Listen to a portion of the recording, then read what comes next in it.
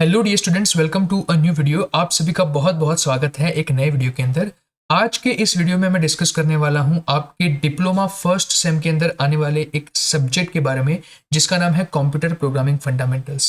आज के इस पर्टिकुलर वीडियो में हम डिस्कस करने वाले हैं the first chapter of CPF जिसका नाम है फ्लो चार्ट एंड एल्गोरिथम। ये जो पूरी सीरीज में आपके लिए बनाऊंगा इसके अंदर टोटल 5 वीडियोज आने वाले हैं और आपके पांचों के 5 चैप्टर जो है मैं हर एक वीडियो के अंदर ऐसे कवर करूंगा। राइट, तो ये एक वन शॉट वीडियो है जिसमें हम इस एक ही वीडियो के अंदर आपका पूरा फर्स्ट चैप्टर जो है कवर कर देंगे। इसी तरीके से बाकी के जो 4 चैप्टर्स हैं उनके भी वीडियोस आएंगे और आपको बस आराम से बैठ के उन वीडियोस को देखना है और आप अपनी एग्जाम के लिए काफी अच्छे तरीके से यहाँ से प्रिपेयर करके जाएंगे। राइट, तो आज के इस पर्टिकुलर वीडियो में हम डिस्कस करने वाले हैं फर्स्ट चैप्टर ऑफ सीपीएफ जिसका नाम है फ्लो चार्ट एंड एल्गोरिथम। और फटाफट से इसको हम शुरू करते हैं। काफी ही इजी चैप्टर है, काफी ही फंडामेंटल लेवल का चैप्टर है। इसमें बस आपको चीजों को समझना है, किसी भी तरह की यहाँ पे आपको कोडिंग या प्रोग्रामिंग करनी नहीं आती है। बस फंडामेंटल्स जो है सी प्रोग्रामिंग लैंग्वेज के उसको आपको यहाँ पे समझना है और फ्लो चार्ट्स और एल्गोरिथम्स क्या होते हैं उन सभी चीजों को आपको यहाँ पे समझना है। तो अब आपको क्या करना है, आराम से बैठ जाओ, अपने हेडफोन्स को लगा लो और इस वीडियो को शांति से आपको देखना है। जितनी भी चीजें मैं आपको यहाँ पे समझा रहा हूँ उसको बस आराम से समझना है। राइट, लेकिन ये चीज जो मैं आपके लिए कर रहा हूं उसके रिटर्न में मुझे भी कुछ चाहिए और वो क्या है, फटाफट से इस चैनल को सब्सक्राइब कर दो और इस वीडियो को अपने फ्रेंड्स के साथ शेयर करो ताकि वो भी अपनी एग्जाम के लिए काफी अच्छे से प्रिपेयर कर पाए। राइट, तो चलिए शुरू करते हैं। सबसे पहले हम डिस्कस करेंगे फर्स्ट हमारे फ्लो चार्ट से। राइट, तो ये जो मटेरियल है ये सारा मटेरियल आपको नीचे डिस्क्रिप्शन में से मिल जाएगा ताकि आप वहां से रिवाइज कर सके। So don't worry about that. So let's talk about the definition and importance of flow chart, यानी कि फ्लो चार्ट की डेफिनेशन क्या होती है। फ्लो चार्ट इज ग्राफिकल और पिक्टोरियल रिप्रेजेंटेशन ऑफ प्रॉब्लम। अब ग्राफिकल और पिक्टोरियल का मतलब क्या है? एक्चुअली होता क्या है कि फ्लो चार्ट की मदद से आप किसी भी प्रॉब्लम को जो है वो विजुअलाइजेशन करने में हेल्प करता है आपको। राइट, यानी कि आप हर एक चीज को एक बॉक्स के फॉर्मेट में और एक डायग्राम के फॉर्मेट में डाल सकते हैं, जिससे क्या होता है कि जब भी कोई इंसान जब उस पर्टिकुलर डायग्राम को देखेगा तो उसके लिए चीजों को समझना काफी इजी हो जाएगा। वो आपके प्रॉब्लम को जो है वो काफी अच्छे से समझ जाएगा। इसीलिए आप फ्लो चार्ट का यूज करते हैं ताकि चीजें जो है समझने क्या हो जाए, सरल हो जाए, आसानी से आप चीजों को समझ जाए।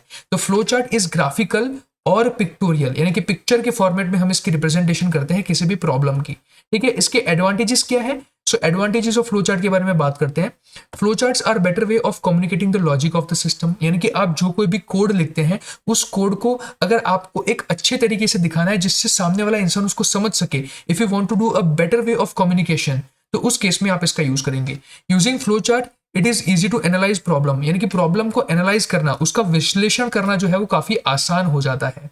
The flow charts are very useful during program development phase, यानी कि जब भी आप किसी चीज का प्रोग्राम लिखते हैं ना, उससे पहले अगर आप उस प्रॉब्लम का फ्लो चार्ट बनाते हैं तो चीजों को समझना सरल हो जाता है, आसानी से आप चीजों को समझ जाते हैं। राइट, बिकॉज फ्लो चार्ट जो है आपको एक फ्लो प्रोवाइड करता है, एक आपको एक पिक्टोरियल रिप्रेजेंटेशन देता है जिसके माध्यम से आप चीजों को अच्छे से एनालाइज कर सके, अच्छे से समझ सके और फिर उसके आधार पे आप अपने प्रोग्राम को लिख सके। Flow chart represents problem solution using different standard symbol. अब इसके अंदर आप अलग अलग प्रकार के सिंबल्स का यूज करते हैं, अलग अलग प्रकार की शेप्स का यूज करते हैं जिसके माध्यम से आप अपने फ्लो चार्ट को बना पाते हैं। It provides a good communication interface between programmer and user. इससे होता क्या है कि जो प्रोग्रामर है जब वो फ्लो चार्ट को क्रिएट करता है तो यूजर को वो सारी चीजें समझना आसान हो जाता है। यूजर जो है वो आपके प्रोग्राम की फंक्शनैलिटी को काफी अच्छे से समझ जाता है। Right, it helps in debugging and testing process, यानी कि जब कोई भी व्यक्ति आपके प्रोग्राम को टेस्ट कर रहा हो, जब कोई टेस्टर आपके प्रोग्राम को टेस्ट कर रहा हो, तो अगर उसके पास फ्लो चार्ट होगा तो टेस्टिंग करना आसान होता है। राइट, टेस्टिंग का मतलब है कि चेक करना कि आपका प्रोग्राम सही है या गलत है, तो वो चीज करने में भी फ्लो चार्ट जो है आपकी मदद करता है। राइट, अब इसके सिंबल्स के बारे में बात करते हैं कि कौन कौन से अलग अलग प्रकार के सिंबल्स जो है जिसका यूज करके हम फ्लो चार्ट को बना सकते हैं। राइट, सबसे पहला सिंबल हमारा आता है टर्मिनल।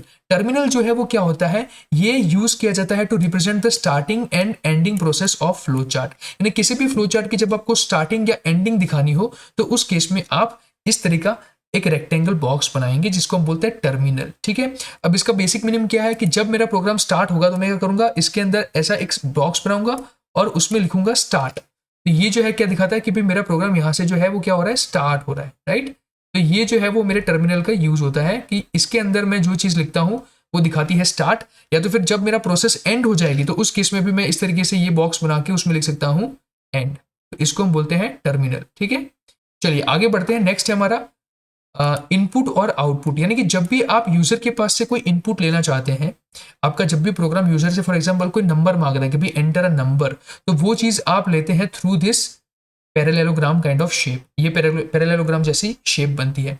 तो this symbol is used for receiving input data from user. और जब भी आप कोई आउटपुट दिखाना चाहे, कि जैसे कि आप कोई प्रिंट करवाना चाहते हैं चीज, तो वो भी आप इसके थ्रू करवा सकते हैं। यानी कि इस तरीका आपको एक बॉक्स बनाना है और उसके अंदर जो है वो आप आउटपुट जो आपका होगा वो लिख सकते हैं कि भाई द रिजल्ट इज दिस। ठीक है, द आउटपुट इज दिस। तो ये इनपुट के लिए भी यूज किया जाता है जब आपको कोई इनपुट लेना हो यूजर के पास से तब, और जब कोई आउटपुट उसको दिखाना हो तब भी आप इसका यूज करते हैं। नेक्स्ट है हमारा प्रोसेस। तो प्रोसेस क्या है? This symbol is use for computing, यानी कि जब आपका जो प्रोग्राम है वो कुछ ना कुछ काम कर रहा होता है, कुछ ना कुछ प्रोसेस कर रहा होता है, तो वो चीज आप दिखाते हैं इस तरीके के एक रेक्टेंगल बॉक्स के अंदर। ठीक है, यहां से ये कैसा होगा, एक फोल्डेड होगा। देखो ये जो टर्मिनल है, टर्मिनल इसके कॉर्नर इस तरीके से फोल्डेड होते हैं ऐसे, जबकि जो प्रोसेस है, प्रोसेस एकदम हमारा परफेक्ट रेक्टेंगल के जैसा होता है। ठीक है, इस तरीके से, right. So it is used for arithmetic calculation. ये एरिथमेटिक कैलकुलेशन को दिखाने के लिए हम यूज करते हैं किसका? प्रोसेस का। नेक्स्ट है हमारा डिसीजन मेकिंग। डिसीजन मेकिंग क्या होता है?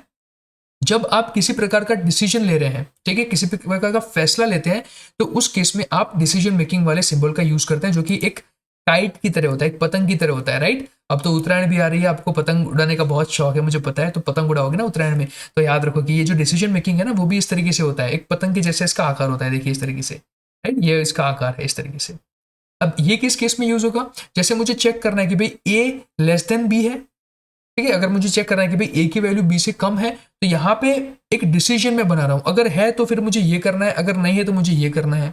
जब मुझे कोई फैसला लेना हो, तो फैसले लेने वाली जो सिचुएशंस होती हैं, वहां पर मैं डिसीजन मेकिंग के लिए ये वाला सिंबल यूज करता हूं। So this symbol has one incoming arrow for entry and two outgoing arrows. ये बहुत इंपॉर्टेंट है।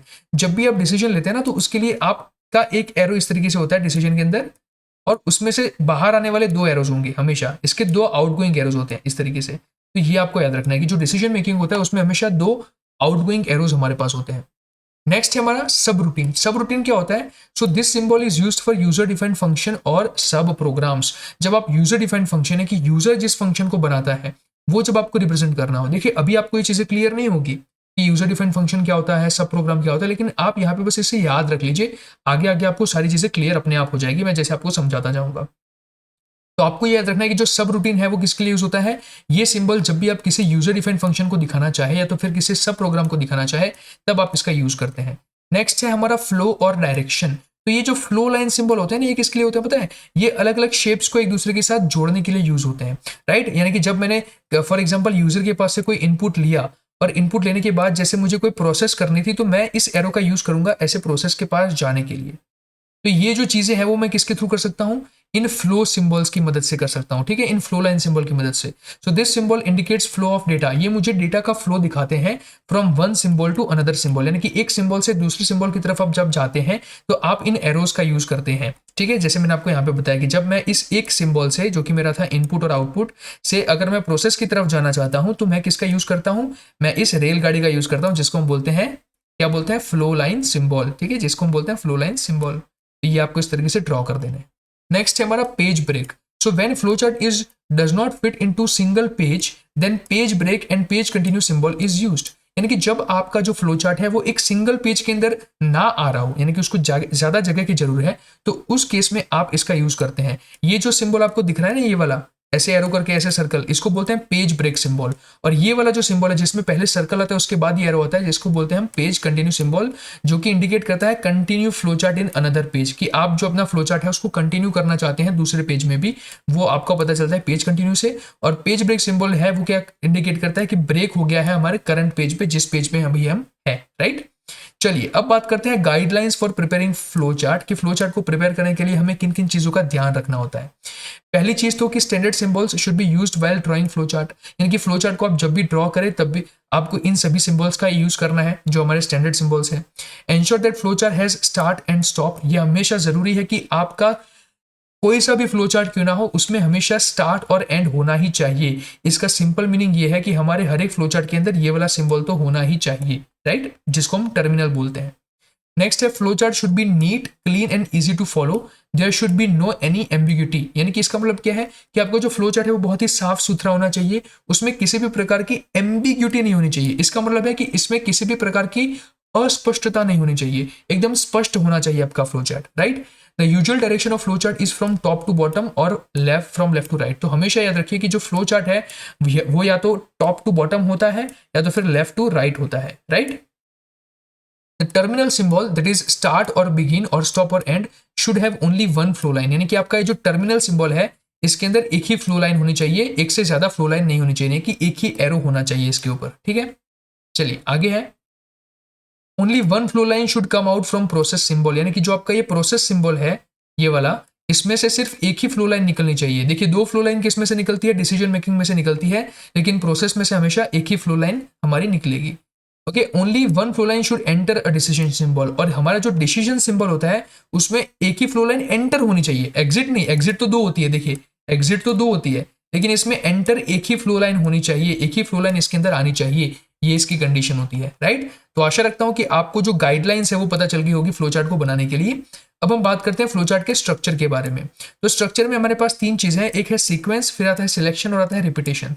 सीक्वेंस में क्या होता है, ये ऐसे स्टेप्स होते हैं जो एग्जीक्यूट करते हैं सीक्वेंस में, यानी कि बारी बारी से, are represented by symbols that follow each other top to bottom और फ्रॉम लेफ्ट टू राइट। तो हम इसको कैसे रिप्रेजेंट करेंगे, इस प्रकार के सिंबल से फॉलो करेंगे। जैसे प्रोसेस है, एक प्रोसेस से दूसरे प्रोसेस में गया, फिर तीसरी प्रोसेस में जाऊंगा, तो इस तरीके से सेम टू सेम प्रोसेस में से जब हम निकलते हैं इसको बोलते हैं सीक्वेंस।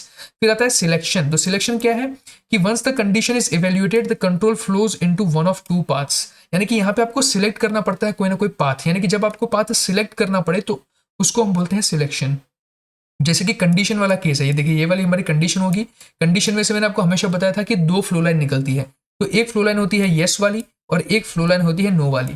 तो आपकी जो कंडीशन है जब वो इवेल्युएट होती है, यानी कि जब आप कंडीशन को चेक करते हैं तो उसके बेसिस पे तय होता है कि आप कौन सा पाथ है वो फॉलो करेंगे, क्या आप नो वाला फॉलो करेंगे या फिर येस वाला फॉलो करेंगे।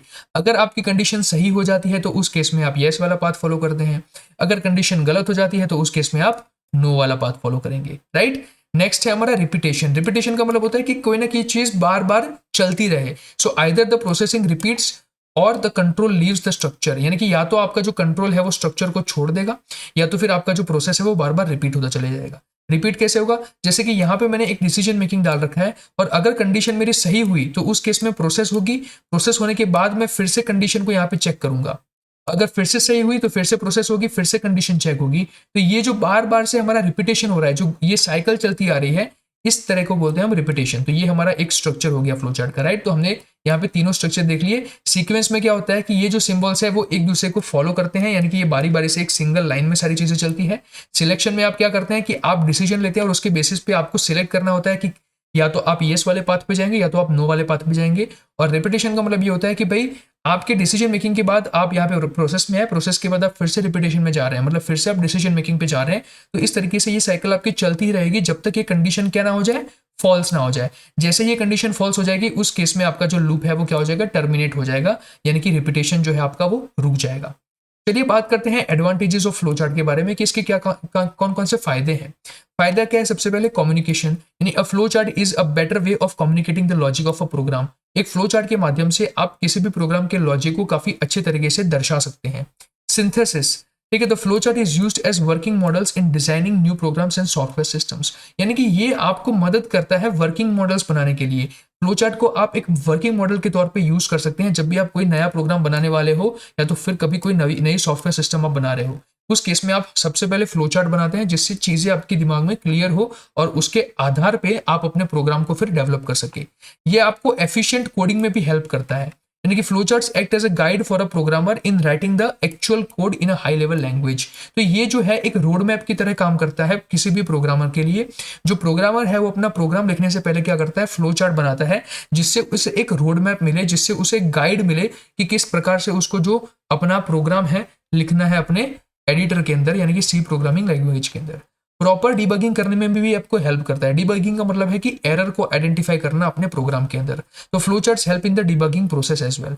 ये इफेक्टिव एनालिसिस में भी हेल्प करते हैं। So effective analysis of logical programs can be easily done with the help of a related flow chart. यानी कि फ्लो चार्ट के माध्यम से आप क्या कर सकते हैं, इफेक्टिव तरीके से, एक काफ़ी ही अच्छे तरीके से आप किसी भी प्रोग्राम को एनालाइज कर सकते हैं, उस प्रोग्राम के अंदर किस किस प्रकार से चीज़ें काम कर रही है उसको समझ सकते हैं। ठीक है, तो ये चीज़ भी आप फ्लो चार्ट के माध्यम से कर सकते हैं। अगर हम इसके डिसएडवांटेजेस के बारे में बात करें तो इसके जो नुकसान है, जो गैर फायदे हैं वो क्या है? सबसे पहले तो ये टाइम कंज्यूमिंग है, यानी कि इसको बनाने में काफ़ी देर लगती है। So designing a flow chart is a very time consuming process. दूसरा कि ये काफ़ी कॉम्प्लेक्स हो सकता है। It is not easy to draw a flow chart for large and complex programs, because flow chart अगर आप किसी बड़े प्रोग्राम के लिए बनाना चाहेंगे तो उस केस में बहुत सारे सिंबल्स को आपको यूज करना पड़ेगा, और इसकी वजह से क्या होता है कि कई बार आप फ्लो चार्ट को अच्छे से समझ नहीं पाते, बिकॉज बहुत सारी शेप्स आपको देखने को मिलती है जो कि आपको कंफ्यूज कर देती है। Right, there is no standard in the flow chart, there is no standard to determine the quantity of detail, यानी कि यहाँ पे कोई एक फिक्स स्टैंडर्ड लेके आप नहीं चल सकते, एक आपके पास फिक्स पैरामीटर नहीं होता है जिसके बेसिस पे आप फ्लो चार्ट को बना पाए। ठीक है, इसकी वजह से कई बार क्या होता है कि ये काफी बड़ा बन जाता है, काफी कॉम्प्लेक्स बन जाता है, और उसकी वजह से यूजर इसको अच्छे से समझ नहीं पाता है। डिफिकल्ट टू मॉडिफाई, यानी कि it is very difficult to modify the existing flow chart, because देखिए फ्लो चार्ट में क्या होता है कि इस तरीके से देखिए, जब मैं किसी भी फ्लो चार्ट को फॉर एग्जाम्पल मैं अगर बनाता हूं तो होगा क्या कि ऐसे जाएगा, ऐसे जाएगा, फिर ऐसे जाएगा, फिर ऐसे आएगा, फिर देखिए ऐसे बनेगा, फिर ऐसे बनेगा, फिर ऐसे बनेगा। ठीक है, तो बहुत सारी कॉम्प्लेक्सिटीज होंगी, और ये जो सारी फ्लो लाइंस यहाँ पे हमें बन के मिलती है, इसमें क्या होता है कई बार कि अगर आपको कोई सुधारा करना है उसके अंदर, अगर कोई चेंज करना है तो करना बहुत डिफिकल्ट होता है, बिकॉज अगर मैं छोटा सा भी चेंज करूंगा तो उससे मुझे पूरा फ्लो चार्ट कई बार बदलना पड़ता है, तो ये काफी कॉम्प्लेक्स प्रोसेस हो जाती है। राइट, तो ये हो जाएगा कि डिफिकल्ट टू मॉडिफाई होता है हमारा फ्लो चार्ट। तो यहाँ पे इसी के साथ हमारी फ्लो चार्ट की जितने भी इंपॉर्टेंट थियरीज थी वो खत्म होती है। काफी अच्छे तरीके से यहाँ पे हमने समझ लिया है कि फ्लो चार्ट किसे कहते हैं, उसके फायदे क्या है, नुकसान क्या है, इसका सिग्निफिकेंस क्या है, इसका स्ट्रक्चर किस प्रकार से होता है, इसके अंदर आने वाले अलग अलग सिंबल्स कौन से हैं, इन सभी चीजों के बारे में यहाँ पे हमने क्या कर लिया है, डिस्कस कर लिया है। अब हम बात करते हैं एल्गोरिथम के बारे में। तो सबसे पहले बात करते हैं कि डेफिनेशन क्या होती है एल्गोरिथम की और इसका क्या महत्व है। So algorithm is step wise solution of any problem or program, यानी कि जब भी आपके पास किसी भी प्रकार की प्रॉब्लम आए या तो फिर किसी प्रकार का प्रोग्राम आए और उसका जब आप एक स्टेप वाइज सोल्यूशन बनाते हैं, एक स्टेप वाइज उपाय बनाते हैं, तो उसको हम बोलते हैं एल्गोरिथम। जैसे कि मैं कहता हूं कि मुझे चाय बनानी है, तो चाय बनाने का अगर मैं मांगता हूं एल्गोरिथम कि मैं किस प्रकार से चाय को बना सकता हूं, तो मैं क्या कहूंगा कि सबसे पहले मैं क्या करूंगा, एक पतीला उठाऊंगा। तो चलो पतीला उठाओ, स्टेप नंबर 1, उसको गैस पे रखो, स्टेप नंबर 2, उसमें दूध डालो, स्टेप नंबर 3, गैस को ऑन करो, स्टेप नंबर 4, गर्म होने दिया 5 मिनट, उसमें हमने डाल दी चाय पत्ती, स्टेप नंबर 5। तो ये जो सारी चीजें मैं कर रहा हूँ ना चाय को बनाने के लिए, एक एक स्टेप जो मैं फॉलो करता हूँ, इसी को मैं कहता हूँ एल्गोरिथम। इसी चीज को हम कहते हैं एल्गोरिथम। तो एल्गोरिथम कुछ नहीं है, ये एक स्टेप वाइज सोल्यूशन होता है किसी भी प्रॉब्लम या तो फिर प्रोग्राम का। इसके हम एडवांटेजेस के बारे में बात करते हैं कि ये हमें किस चीज में हेल्प करता है। तो अभी जैसे मैंने आपको चाय बनाने का एग्जांपल दिया, वहां पे क्या होगा, वहां पे दोस्तों जब मैं आपको एक मैनुअल प्रोवाइड करता हूं जहां पे मैंने ये सारे स्टेप लिख रखे हैं कि किस प्रकार से आप चाय बना सकते हैं, तो आप क्या करेंगे कि आराम से उन सभी स्टेप्स को पढ़ के आप वो सारी चीजें फॉलो करते जाएंगे और आराम से आप चाय बना सकते हैं। तो इसी चीज के लिए एल्गोरिदम आपको हेल्प करता है ताकि आप जो ओरिजिनल प्रैक्टिकल टास्क है उसको काफी अच्छे से कर सके, यानी कि जब आप अपना प्रोग्राम लिखने बैठे तो उसको आप अच्छे से लिख सके अगर आपके पास एक प्रॉपर एल्गोरिदम हुआ तो it is a step wise representation of a solution to a given problem which makes it easy to understand, जिससे चीजें समझना आसान हो जाता है। And algorithm uses a definite procedure, और इसके एक प्रोसीजर है कि भाई स्टेप 1, स्टेप 2, स्टेप 3, एक प्रोसीजर के अंदर ही आप एल्गोरिथम को लिख सकते हैं। यानी कि ऐसा नहीं है कि मैं पहले कह दूं कि भाई चलो पहले तुमने गैस को ऑन कर दिया, फिर आपने दूध डाल दिया, पर किस में डाला। तो ये चीज क्या हुई कि आप यहाँ पे एल्गोरिथम को सही से डिफाइन नहीं कर रहे। डिफाइन करना बहुत इंपॉर्टेंट होता है, इसका एक अपना खुद का डेफिनिट यानी कि एक फिक्स प्रोसीजर होता है। It is not dependent on any programming language. अब ये जो एल्गोरिथम है ना, ये किसी प्रोग्रामिंग लैंग्वेज पे डिपेंडेंट नहीं है, बिकॉज ये तो एक सिंपल इंग्लिश भाषा में लिखा हुआ हमारा मैन्युअल है, एक गाइड है, एक प्रोसीजर की बुक है, जिसको फॉलो करके आप किसी भी प्रोग्रामिंग लैंग्वेज के अंदर, फिर वो चाहे सी हो, C++ हो, जावा हो, पाइथन हो, उसके अंदर अपना प्रोग्राम लिख सकते हैं। Right, so it is easy to understand for everyone even without programming knowledge, यानी कि अगर किसी व्यक्ति के पास प्रोग्रामिंग का नॉलेज नहीं है तो वो भी जो है वो एल्गोरिथम को समझ सकता है। Every step in an algorithm has its own logical sequence, so it is easy to debug, यानी कि जो हर एक स्टेप होता है एल्गोरिथम का, उसका कुछ ना कुछ लॉजिकल सीक्वेंस होता है, कुछ ना कुछ लॉजिकल मीनिंग होता है, जिसके माध्यम से आप उसको आसानी से समझ सकते हैं, यानी कि डिबग कर सकते हैं।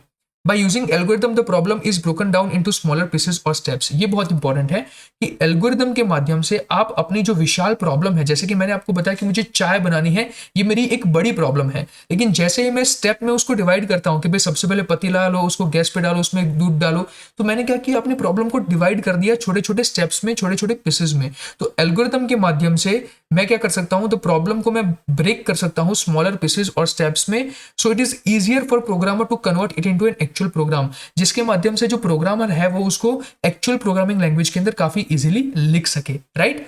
अब बात करते हैं हम इसके लिमिटेशंस के बारे में, यानी कि इसके क्या क्या डिसएडवांटेजेस हो सकते हैं।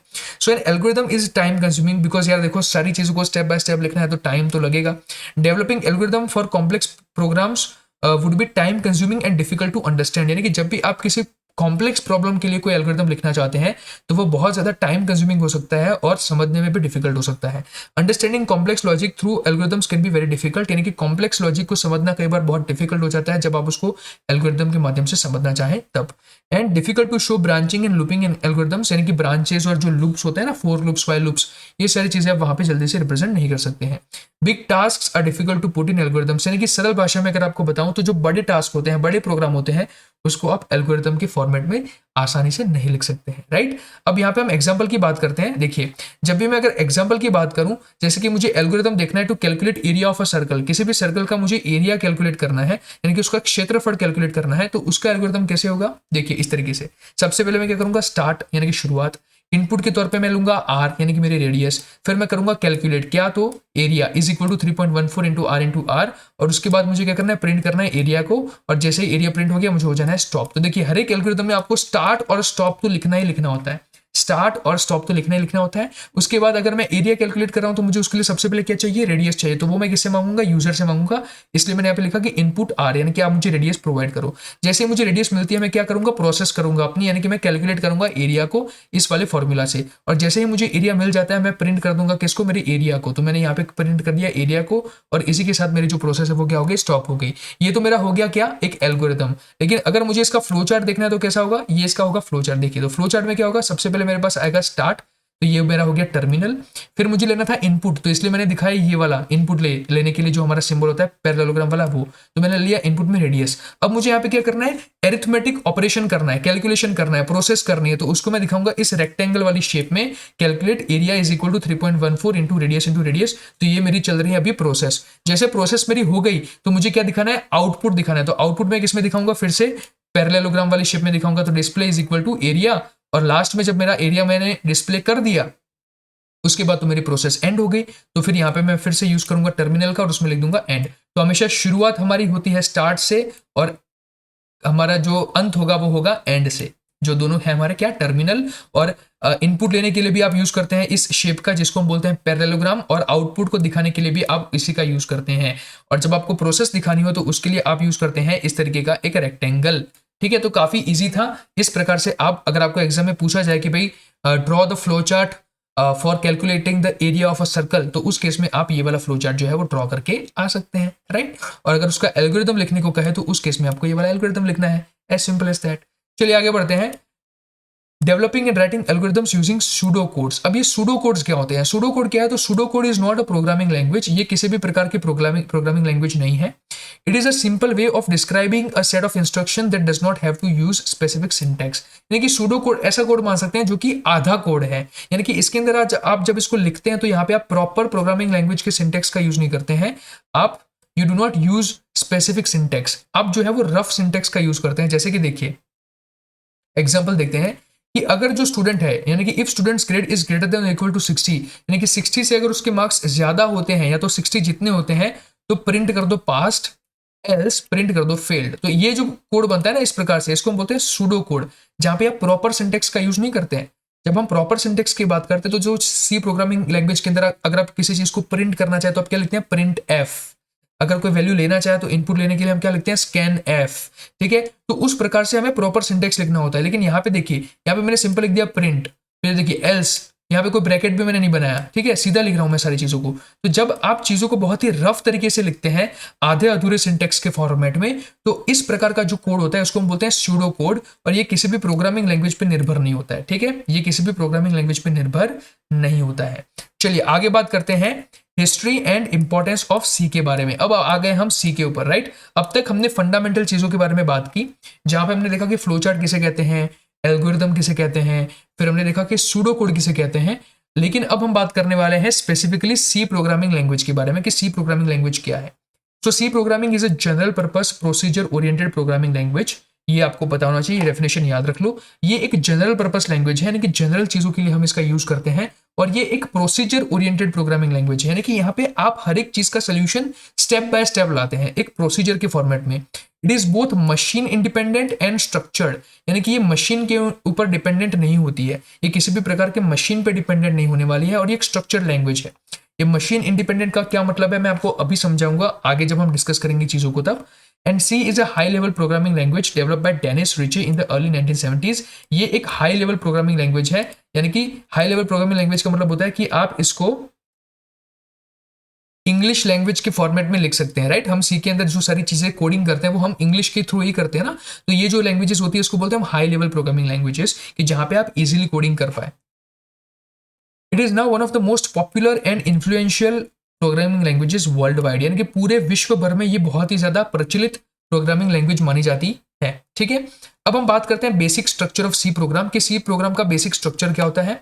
सबसे पहले हमारा आता है डॉक्यूमेंटेशन सेक्शन, फिर आती है हमारी हेडर फाइल, फिर आते हैं हमारे constants and global variables declaration, फिर आता है हमारा मेन फंक्शन का section.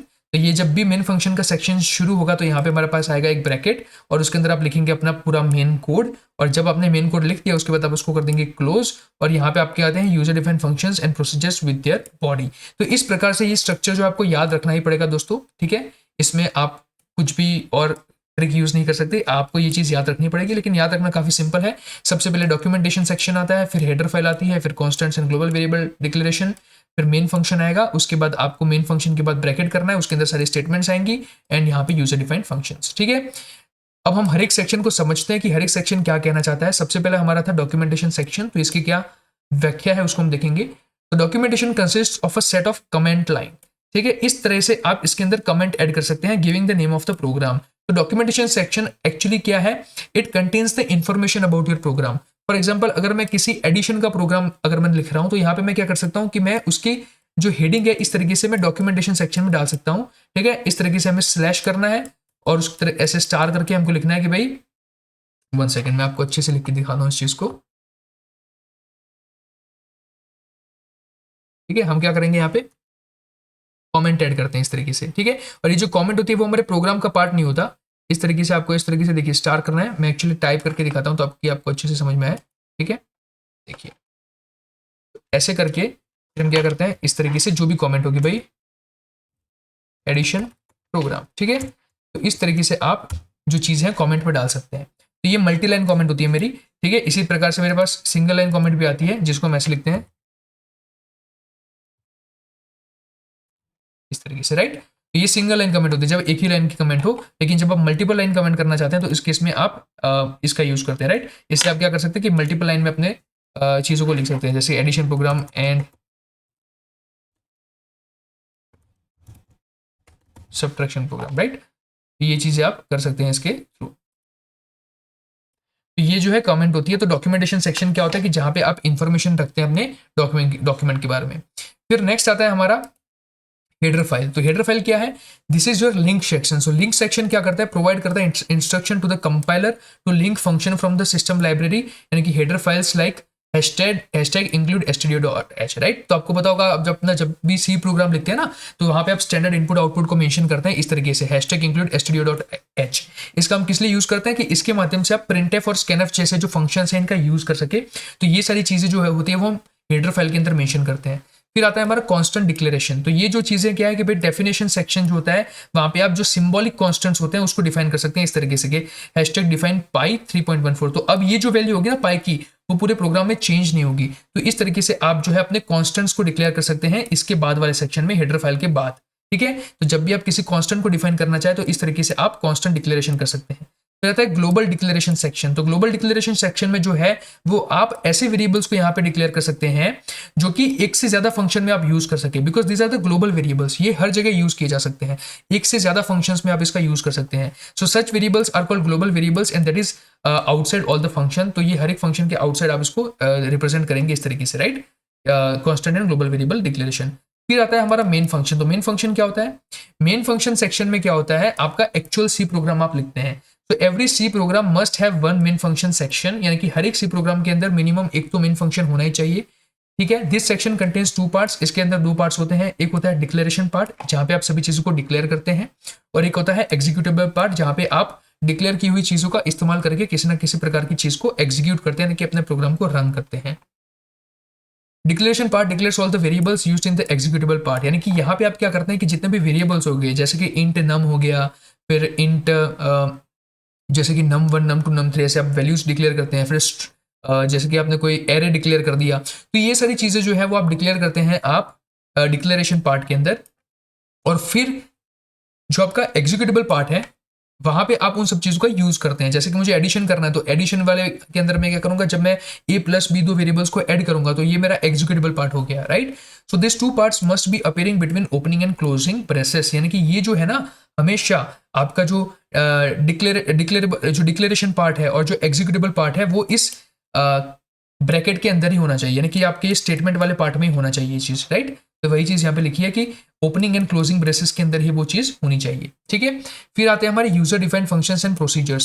So the sub program section contains all the user defined function that are called in the main function, यानी कि ये जो मेन फंक्शन है ना, मेन फंक्शन हमारा, तो मेन फंक्शन के अंदर जो फंक्शन हम कॉल करते हैं, जिनका हम इस्तेमाल करते हैं, उसको हम बोलते हैं यूजर डिफाइंड फंक्शन, जो कि यूजर डिक्लेयर करता है, खुद यूजर इन्हें डिफाइन करता है। तो वो फंक्शंस यूज होते हैं मेन फंक्शन के अंदर, यानी कि मेन फंक्शन में इसको हम कॉल करते हैं, और ये हमेशा मेन फंक्शन के बाहर जो है वो हम इनको डिफाइन करते हैं, जिसको हम बोलते हैं यूजर डिफाइंड फंक्शंस। इसके बारे में हम आगे बहुत डिटेल में डिस्कस करेंगे, सो अभी इसके बारे में स्ट्रेस मत लो, अभी बस इसको याद रख लो कि किस प्रकार से हमारा जो बेसिक स्ट्रक्चर होता है वो दिखता है सी प्रोग्राम का, राइट। चलिए आगे बढ़ते हैं।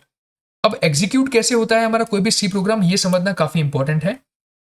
So whenever a C program file is compiled and executed, the compiler generates some files with the same name as that of the C program file but with different extensions। यानी कि यहाँ पे जो नाम है, फॉर एग्जांपल मेरी file का नाम है first.c, तो फाइल का नाम मेरा क्या हो गया, फर्स्ट, ये मेरी सोर्स फाइल हो गई। अब जैसे ये कंपाइलर के पास जाता है वो कन्वर्ट कर देता है इसको ऑब्जेक्ट फाइल में, जिसको हम बोलेंगे first.obj। तो देखिए जो एक्सटेंशन होता है ना, एक्सटेंशन ये डॉट के बाद जो लिखते हैं उसको बोलते हैं एक्सटेंशन। जैसे first.c, तो ये जो c है ये क्या हो गया, मेरा एक्सटेंशन हो गया।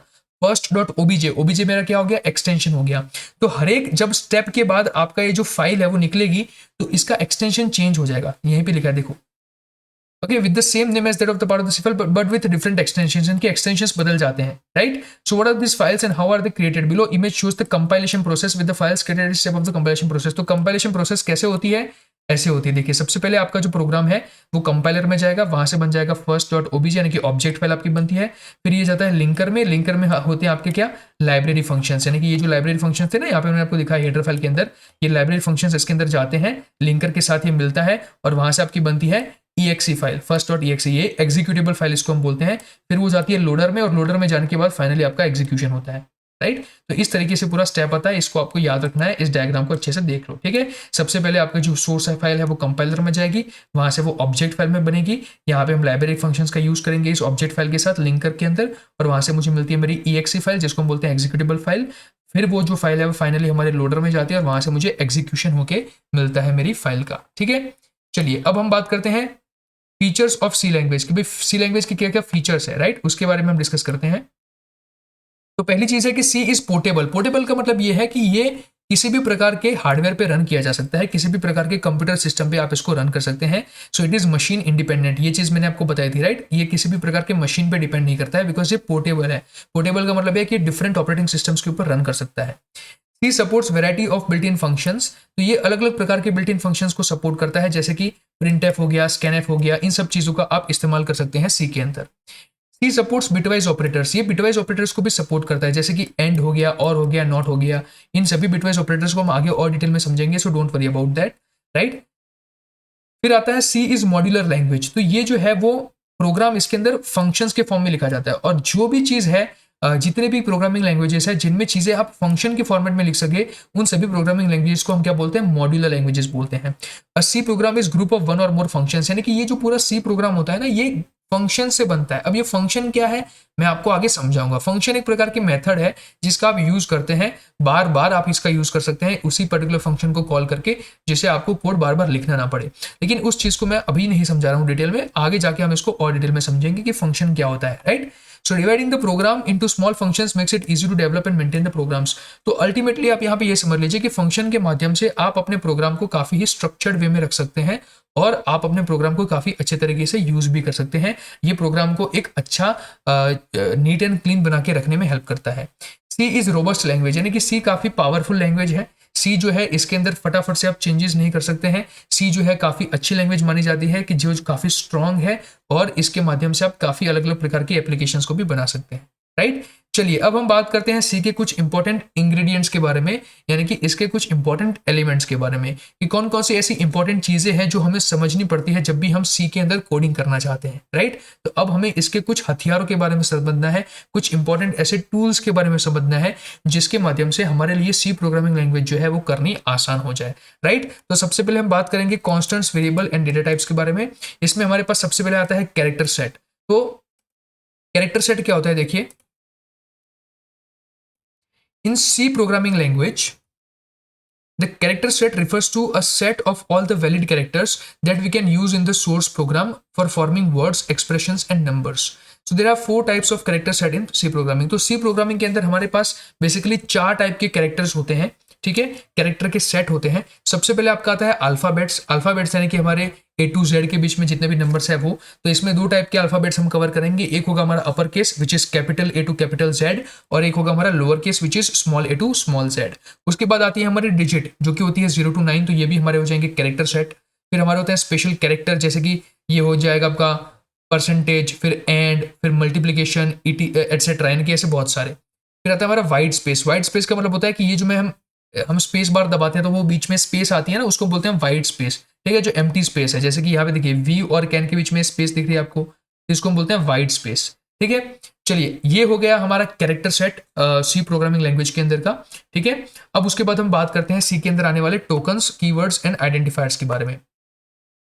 तो सी टोकन क्या होता है, this is the smallest individual unit in a C program is known as C token, यानी कि सी के अंदर सबसे छोटे से छोटा जो पार्ट होता है ना, जिससे आगे आप उसको तोड़ नहीं सकते, उसको हम बोलते हैं टोकन। यानी कि द स्मॉलेस्ट इंडिविजुअल यूनिट, यानी कि छोटे से छोटा जो इंडिविजुअल यूनिट होता है ना सी प्रोग्राम का, उसको हम बोलते हैं सी टोकन। अब ये कौन कौन से सी टोकन होते हैं उसके बारे में हम डिस्कस करते हैं। तो सी के अंदर बेसिकली 6 तरीके के अलग अलग टोकन होते हैं।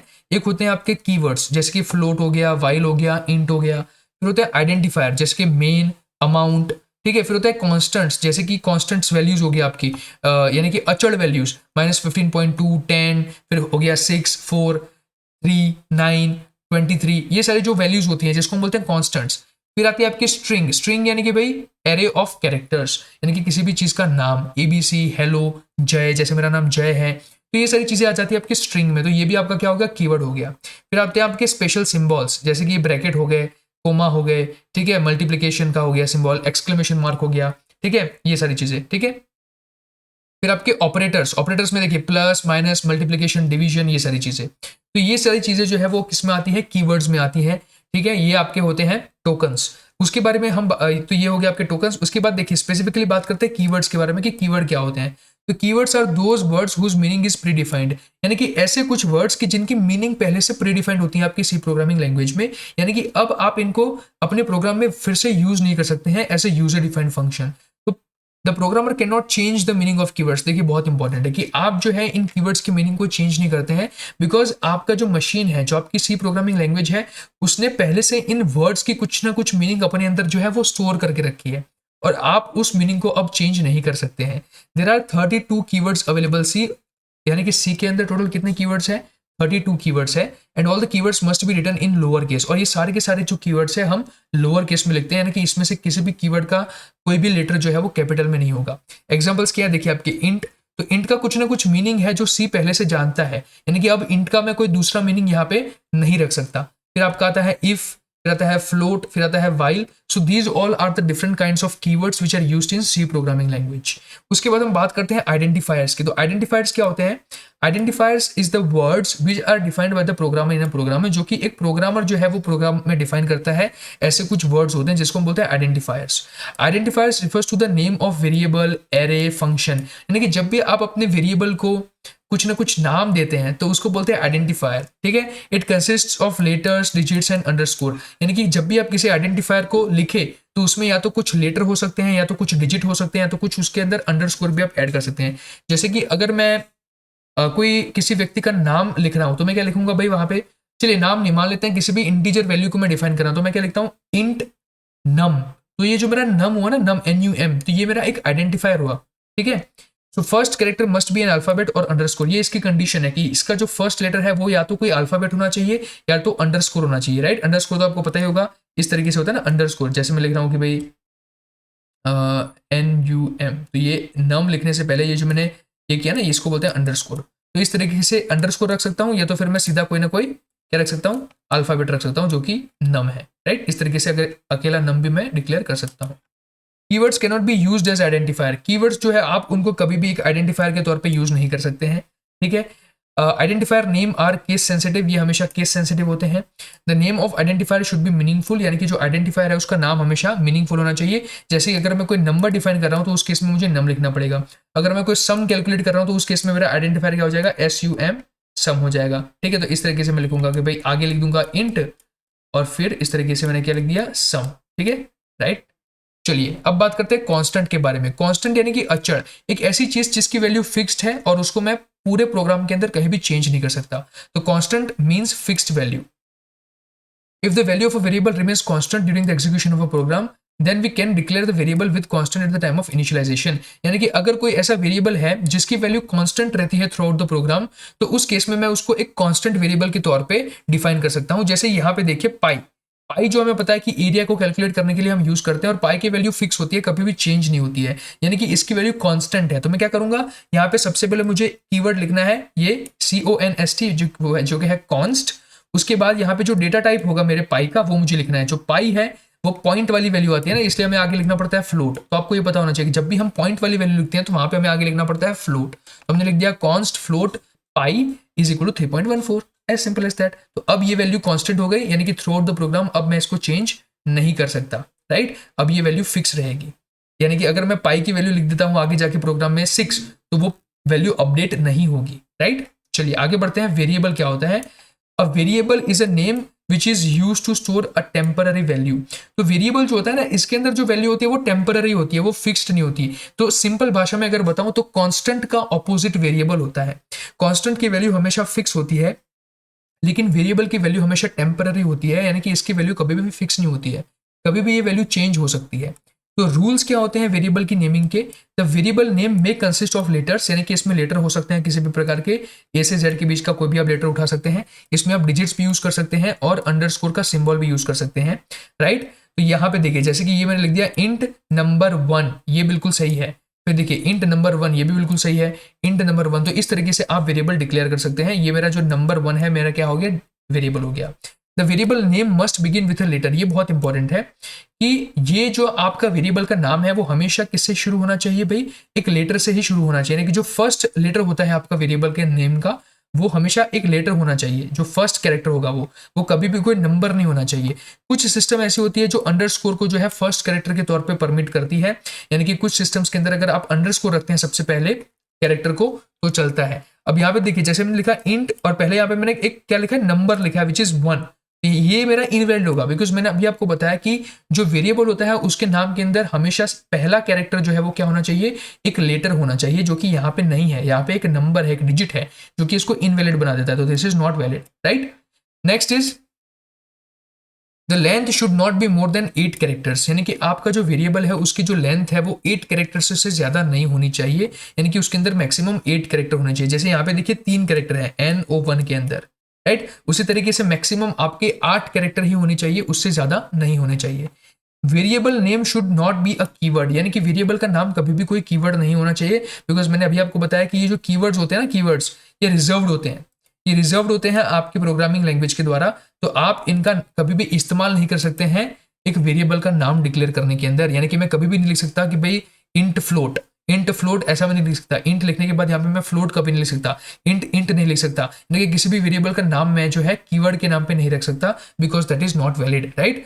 सो एग्जाम्पल के केस पे कि int case is not valid, ठीक है। अ white space is not allowed in the name of variable, यानी कि किसी भी वेरिएबल के नाम में वाइट स्पेस अलाउड नहीं होता है। देखिए यहाँ पे ये वाइट स्पेस रखा ना बीच में, एन ओ फिर स्पेस फिर 1, ये वैलिड नहीं माना जाएगा, ठीक है। इंट केस जो है वो भी वैलिड नहीं माना जाएगा, बिकॉज ये जो केस है ना, केस एक कीवर्ड होता है जो हम स्विच के अंदर यूज करते हैं, राइट। तो ये चीज हो गई। फिर देखिए नेक्स्ट क्या है, variable is case sensitive, upper case and lower case are different. तो ये भी इंपॉर्टेंट है कि अगर मैं इंट कैपिटल में लिख देता हूँ मैक्स और मैंने एक लिखा इंट स्मॉल में मैक्स, तो ये दोनों चीजें अलग अलग हो जाएगी। यार बोथ मैक्स एंड ये max are treated as different variable, ये डिफरेंट वेरिएबल के तौर पे ट्रीट किए जाएंगे। इसका मतलब ये हुआ कि ये एक केस सेंसिटिव चीज है, ठीक है। अगर कैपिटल में मैंने लिखा है JAY और स्मॉल में लिखा है JAY, तो ये दोनों चीजें जो है डिफरेंट होगी एक दूसरे से, ये दोनों वेरिएबल एक दूसरे से क्या होंगे, डिफरेंट होंगे, राइट। सो आई होप कि आपको वेरिएबल का कॉन्सेप्ट यहाँ पे समझ में आ रहा होगा। चलिए अब बात करते हैं डेटा टाइप्स इन सी, कि सी के अंदर कौन कौन से अलग अलग प्रकार के डेटा टाइप्स आते हैं, ठीक है।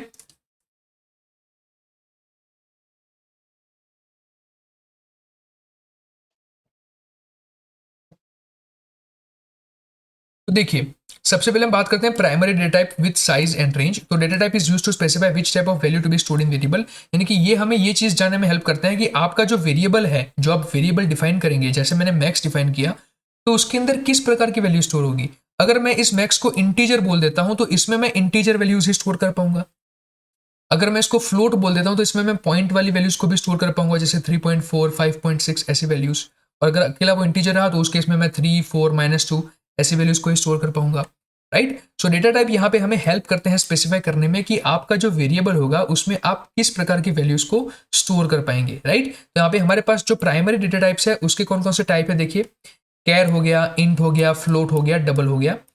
कैर की जो साइज होती है, यानी कि कंप्यूटर के अंदर, मशीन के अंदर ये कितनी जगह रोकेगा, तो ये 1 बाइट रोकता है। और 1 बाइट के अंदर कितने बीट्स होते हैं, 8 बीट्स होते हैं। तो यहाँ पे हम लिख देंगे 8 बीट्स। तो जो कैर है वो आपका 1 बाइट रोकता है, जिसका मतलब है 8 बीट्स। इसकी जो रेंज है वो क्या है, -128 टू +128।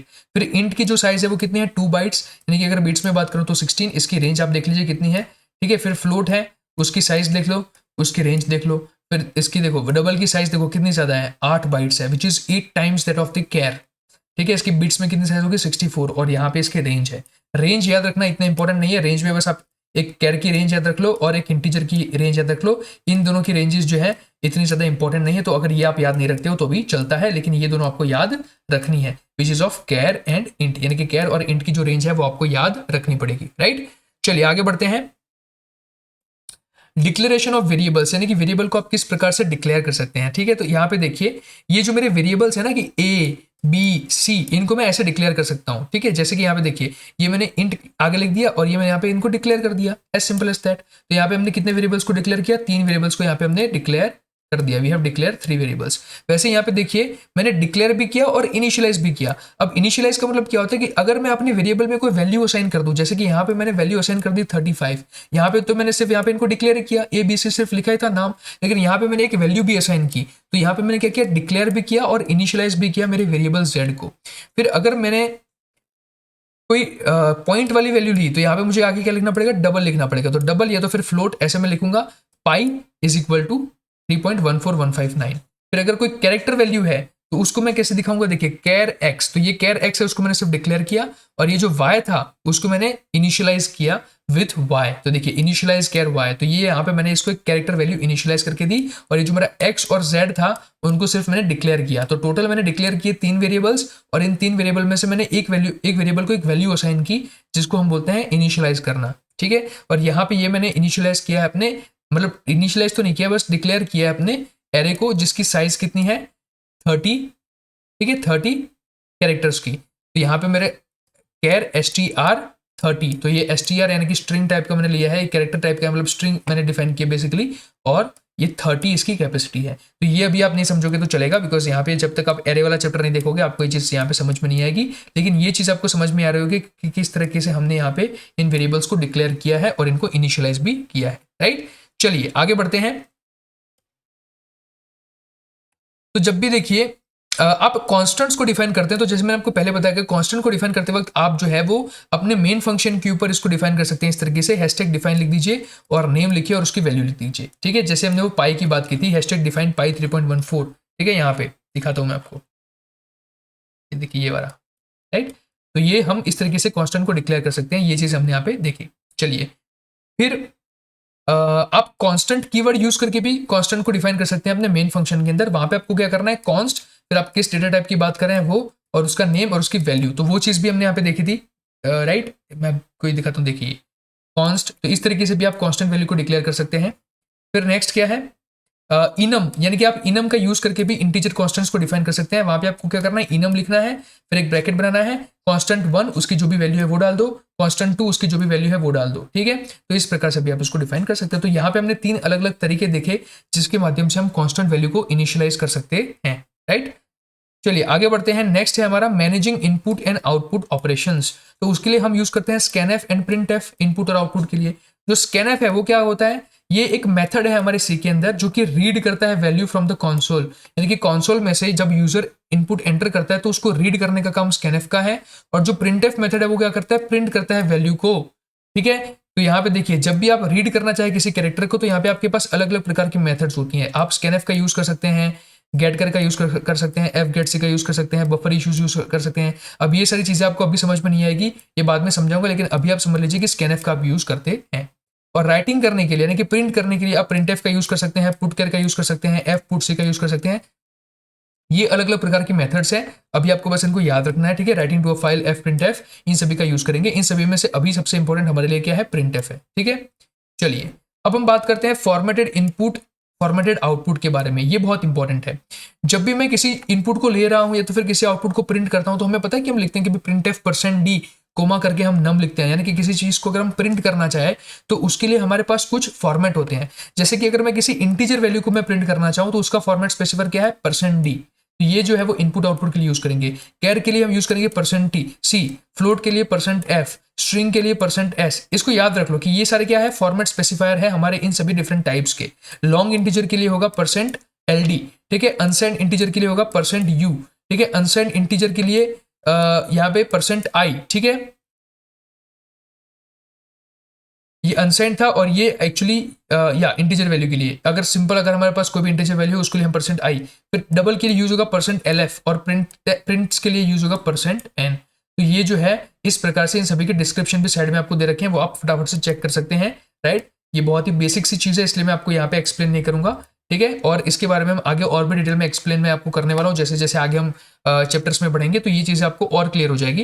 लेकिन अभी आपको बस याद रखना है कि हर एक टाइप जो है आपका डेटा टाइप, उसके लिए कौन कौन सा फॉर्मेट स्पेसिफायर आप यूज करते हैं, ताकि आपको चीज़ें जो है वो आगे जाके प्रोग्रामिंग में भी हेल्प करे, ठीक है। चलिए यहाँ पे देखिए चीज़ें समझा भी रखी है कि कैसे करते हैं आप। जैसे कि स्कैनएफ है, स्कैनएफ के अंदर मैं यूज करूंगा सबसे पहले अपने फॉर्मेट स्पेसिफायर को, एंड फिर एंड डेटा 1 डेटा 2। तो ये एंड के थ्रू आप डेटा को लेते हैं, ये आपका फॉर्मेट स्पेसिफायर है। फॉर एग्जांपल अगर मैं किसी इंटीजर वैल्यू को और कैरेक्टर वैल्यू को लेना चाहता हूं तो देखिए इंटीजर वैल्यू के लिए मेरा फॉर्मेट स्पेसिफायर क्या था, %d था, %d। तो यहाँ पे मैंने क्या लिखा, देखो सबसे पहले लिखा %d। फिर कैरेक्टर के लिए क्या था, कैरेक्टर के लिए था मेरा %c, मैंने यहाँ पे उसके बाद लिखा %c।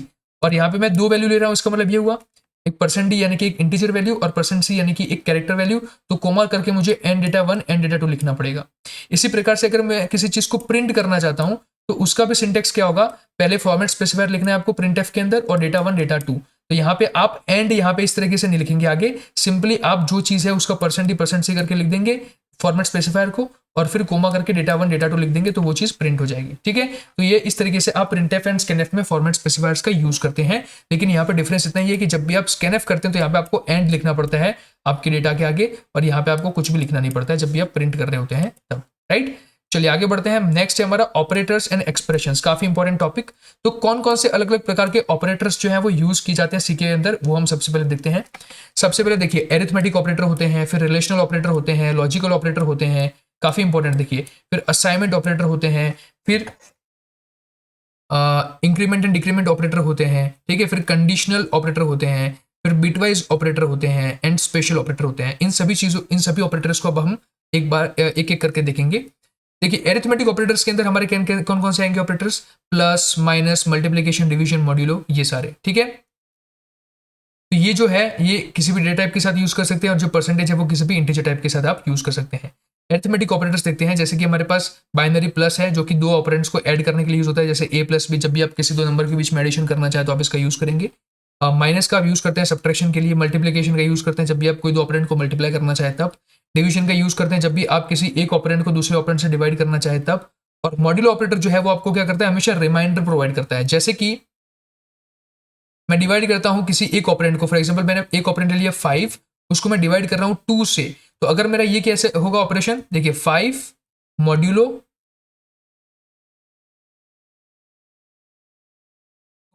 इसको मैं ऐसे लिखूंगा, ठीक है, 5 मॉड्यूलो 2, इसका मतलब क्या होगा कि मैं 5 को डिवाइड कर रहा हूं 2 से, तो यहाँ पे होगा 2 2 जा 4, और मुझे जो रिमाइंडर यहाँ पे मिलता है ना, रिमाइंडर, वो यहाँ पे मेरा आउटपुट होगा, रिमाइंडर मेरा क्या हो जाएगा, आउटपुट हो जाएगा। तो ये मॉड्यूलो ऑपरेटर मुझे हमेशा रिमाइंडर प्रोवाइड करता है, राइट।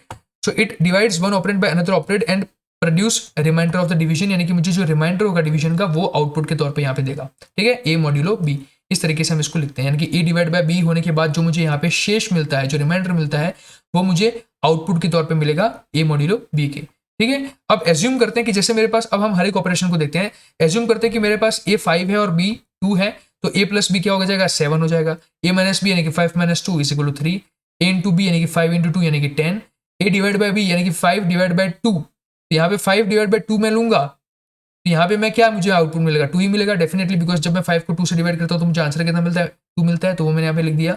और ए मॉड्यूलो 2 जब मैं करता हूँ तो मुझे आंसर 1 मिलता है, जो कि यहाँ पे मेरा क्या होगा, रिमाइंडर होगा, यानी मेरा शेष, ठीक है।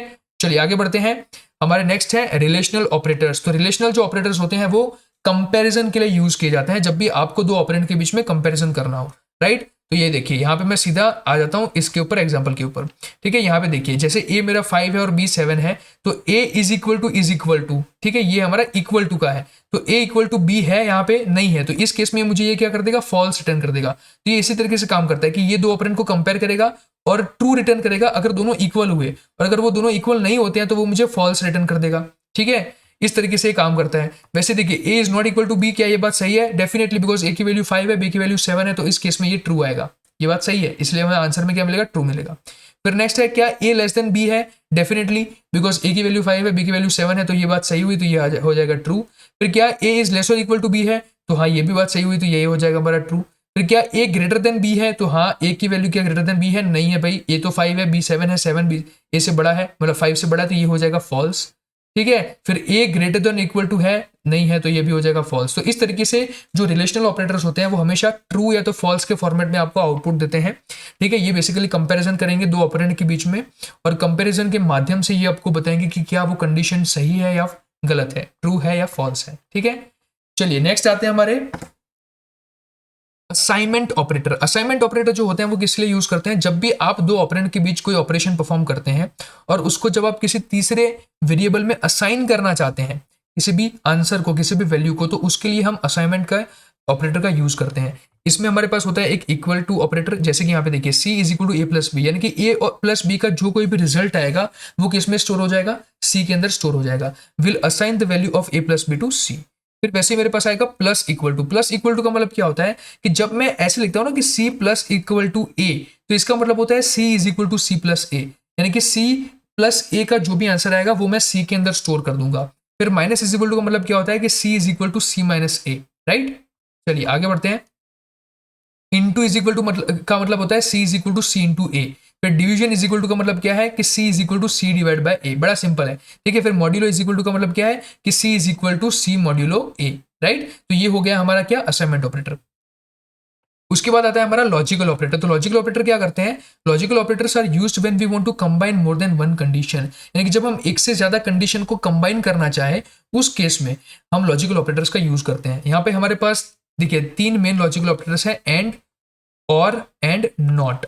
कैसे काम करते हैं देखिए, जब मैं लॉजिकल एंड की बात करता हूं ना तो वहां पे एक कंडीशन होती है, कंडीशन 1, कंडीशन 2। यहां पे क्या होता है कि अगर दोनों कंडीशन फॉल्स होगी तब तो आंसर फॉल्स ही आएगा, और अगर दोनों में से कोई एक भी फॉल्स हुई तब भी आंसर फॉल्स आएगा। इसका बेसिक मीनिंग क्या हुआ कि लॉजिकल एंड ऐसा कहना चाहता है कि for a condition to be true मेरे दोनों के दोनों जो कंडीशन है वो ट्रू होनी चाहिए। यानी कि अगर कंडीशन 1 भी ट्रू है और कंडीशन 2 भी ट्रू है तो उसी केस में मेरा आंसर जो है वो ट्रू आएगा, अदरवाइज मेरा आंसर जो है वो फॉल्स आएगा। देखिए यहाँ पे ट्रू थी और एक कंडीशन फॉल्स थी तो मेन आंसर मेरा क्या आ गया, फॉल्स आ गया। यहाँ पे भी एक फॉल्स थी तो इसकी वजह से मेरा मेन आंसर फॉल आ गया। यहाँ पे तो दोनों फॉल्स है तो मेरा मेन आंसर जो है वो क्या आएगा, फॉल्स ही आएगा। फिर लॉजिकल और क्या कहना चाहता है कि आपकी दोनों ही कंडीशनों में से अगर कोई एक कंडीशन भी ट्रू हो गई तो उस केस में मेरा जो फाइनल आंसर आएगा वो ट्रू आएगा। जैसे यहाँ पे देखो, यहाँ पे दोनों कंडीशन फॉल्स है तो ये तो कभी भी ट्रू नहीं हो सकता, तो ये हो जाएगा फॉल्स। अब यहाँ पे देखिए एक कंडीशन ट्रू है और एक कंडीशन फॉल्स है तो उस केस में मेरा मेन आउटपुट हो जाएगा ट्रू। यहाँ पे भी एक कंडीशन ट्रू है एक कंडीशन फॉल्स है तो उस केस में भी मेरा जो मेन आउटपुट हो जाएगा वो क्या हो जाएगा, ट्रू। और यहाँ पे भी तो दोनों की दोनों कंडीशन ट्रू है तो यहाँ पे तो मुझे आंसर ट्रू ही मिलने वाला है, राइट। फिर नेक्स्ट आता है हमारा लॉजिकल नॉट। लॉजिकल नॉट जो है ये हमारा होता है रिवर्सर। रिवर्सर का मतलब क्या है कि ये जो कोई भी कंडीशन होगी उसकी उल्टी आपको आंसर दे देगा। जैसे अगर मैंने इनपुट के फॉर्म में डाल दिया फॉल्स तो आंसर मुझे हमेशा देगा ट्रू, अगर मैंने डाल दिया ट्रू तो आंसर हमेशा देगा फॉल्स। ठीक है, यानी कि जो होगा उसका उल्टा कर देगा, जो इनपुट होगा उसका उल्टा आउटपुट आपको यहाँ पे मिलेगा। एग्जाम्पल देखते हैं, देखिए फॉर एग्जाम्पल मेरे पास a = 5 है, b = 3 है एंड c = 6 है। तो यहाँ पे मैं लॉजिकल एंड अगर करता हूँ तो लॉजिकल एंड कैसे कर रहा हूँ, देखिए कि भाई a > b है, यानी कि क्या 5 3 से बड़ा है, हाँ है, तो ये हो जाएगा ट्रू। ठीक है, एज पर अवर रिलेशनल ऑपरेटर, यहाँ पे हमने रिलेशनल ऑपरेटर का कॉन्सेप्ट यूज किया है। ठीक है, ये रहा, तो यहाँ पे हमने रिलेशनल ऑपरेटर का कॉन्सेप्ट यूज किया। देखिए तो a > b है, हाँ है, बिकॉज 5 > 3, तो ये तो हो गया ट्रू। फिर क्या a > c है, तो मैं बोलूंगा नहीं है। तो यहाँ पे अगर बीच में मैंने एंड रखा है जहां पे एक ट्रू है, ये वाली कंडीशन ट्रू है और ये वाली कंडीशन फॉल्स है, लेकिन एंड ऑपरेटर की वजह से मैंने आपको पहले ही बताया कि अगर दोनों में से एक भी कंडीशन फॉल्स हुई तो मेन आंसर क्या आएगा, फॉल्स आएगा। नेक्स्ट क्या है, देखिए यहाँ पे और है, तो और के केस में क्या होगा कि ये वाली कंडीशन तो ट्रू थी, ये वाली फॉल्स थी, लेकिन अगर दोनों में से एक भी ट्रू हुई तो आंसर क्या आएगा, ट्रू आएगा। तो यहाँ पे मुझे ट्रू मिल गया। और नॉट ए बी का मतलब क्या है, देखिए a > b क्या था, मेरा ट्रू था बिकॉज 5 > 3, लेकिन आगे मैंने लगा दिया नॉट, नेगेशन, तो आंसर इसका उल्टा आना चाहिए। तो a > b वाला आंसर ट्रू था, लेकिन अगर आगे मैंने लगा दिया नेगेशन तो इसका आंसर आ जाएगा फॉल्स। ठीक है, तो इस तरीके से आपके लॉजिकल ऑपरेटर्स काम करते हैं। नेक्स्ट है हमारा इंक्रीमेंट एंड डिक्रीमेंट ऑपरेटर।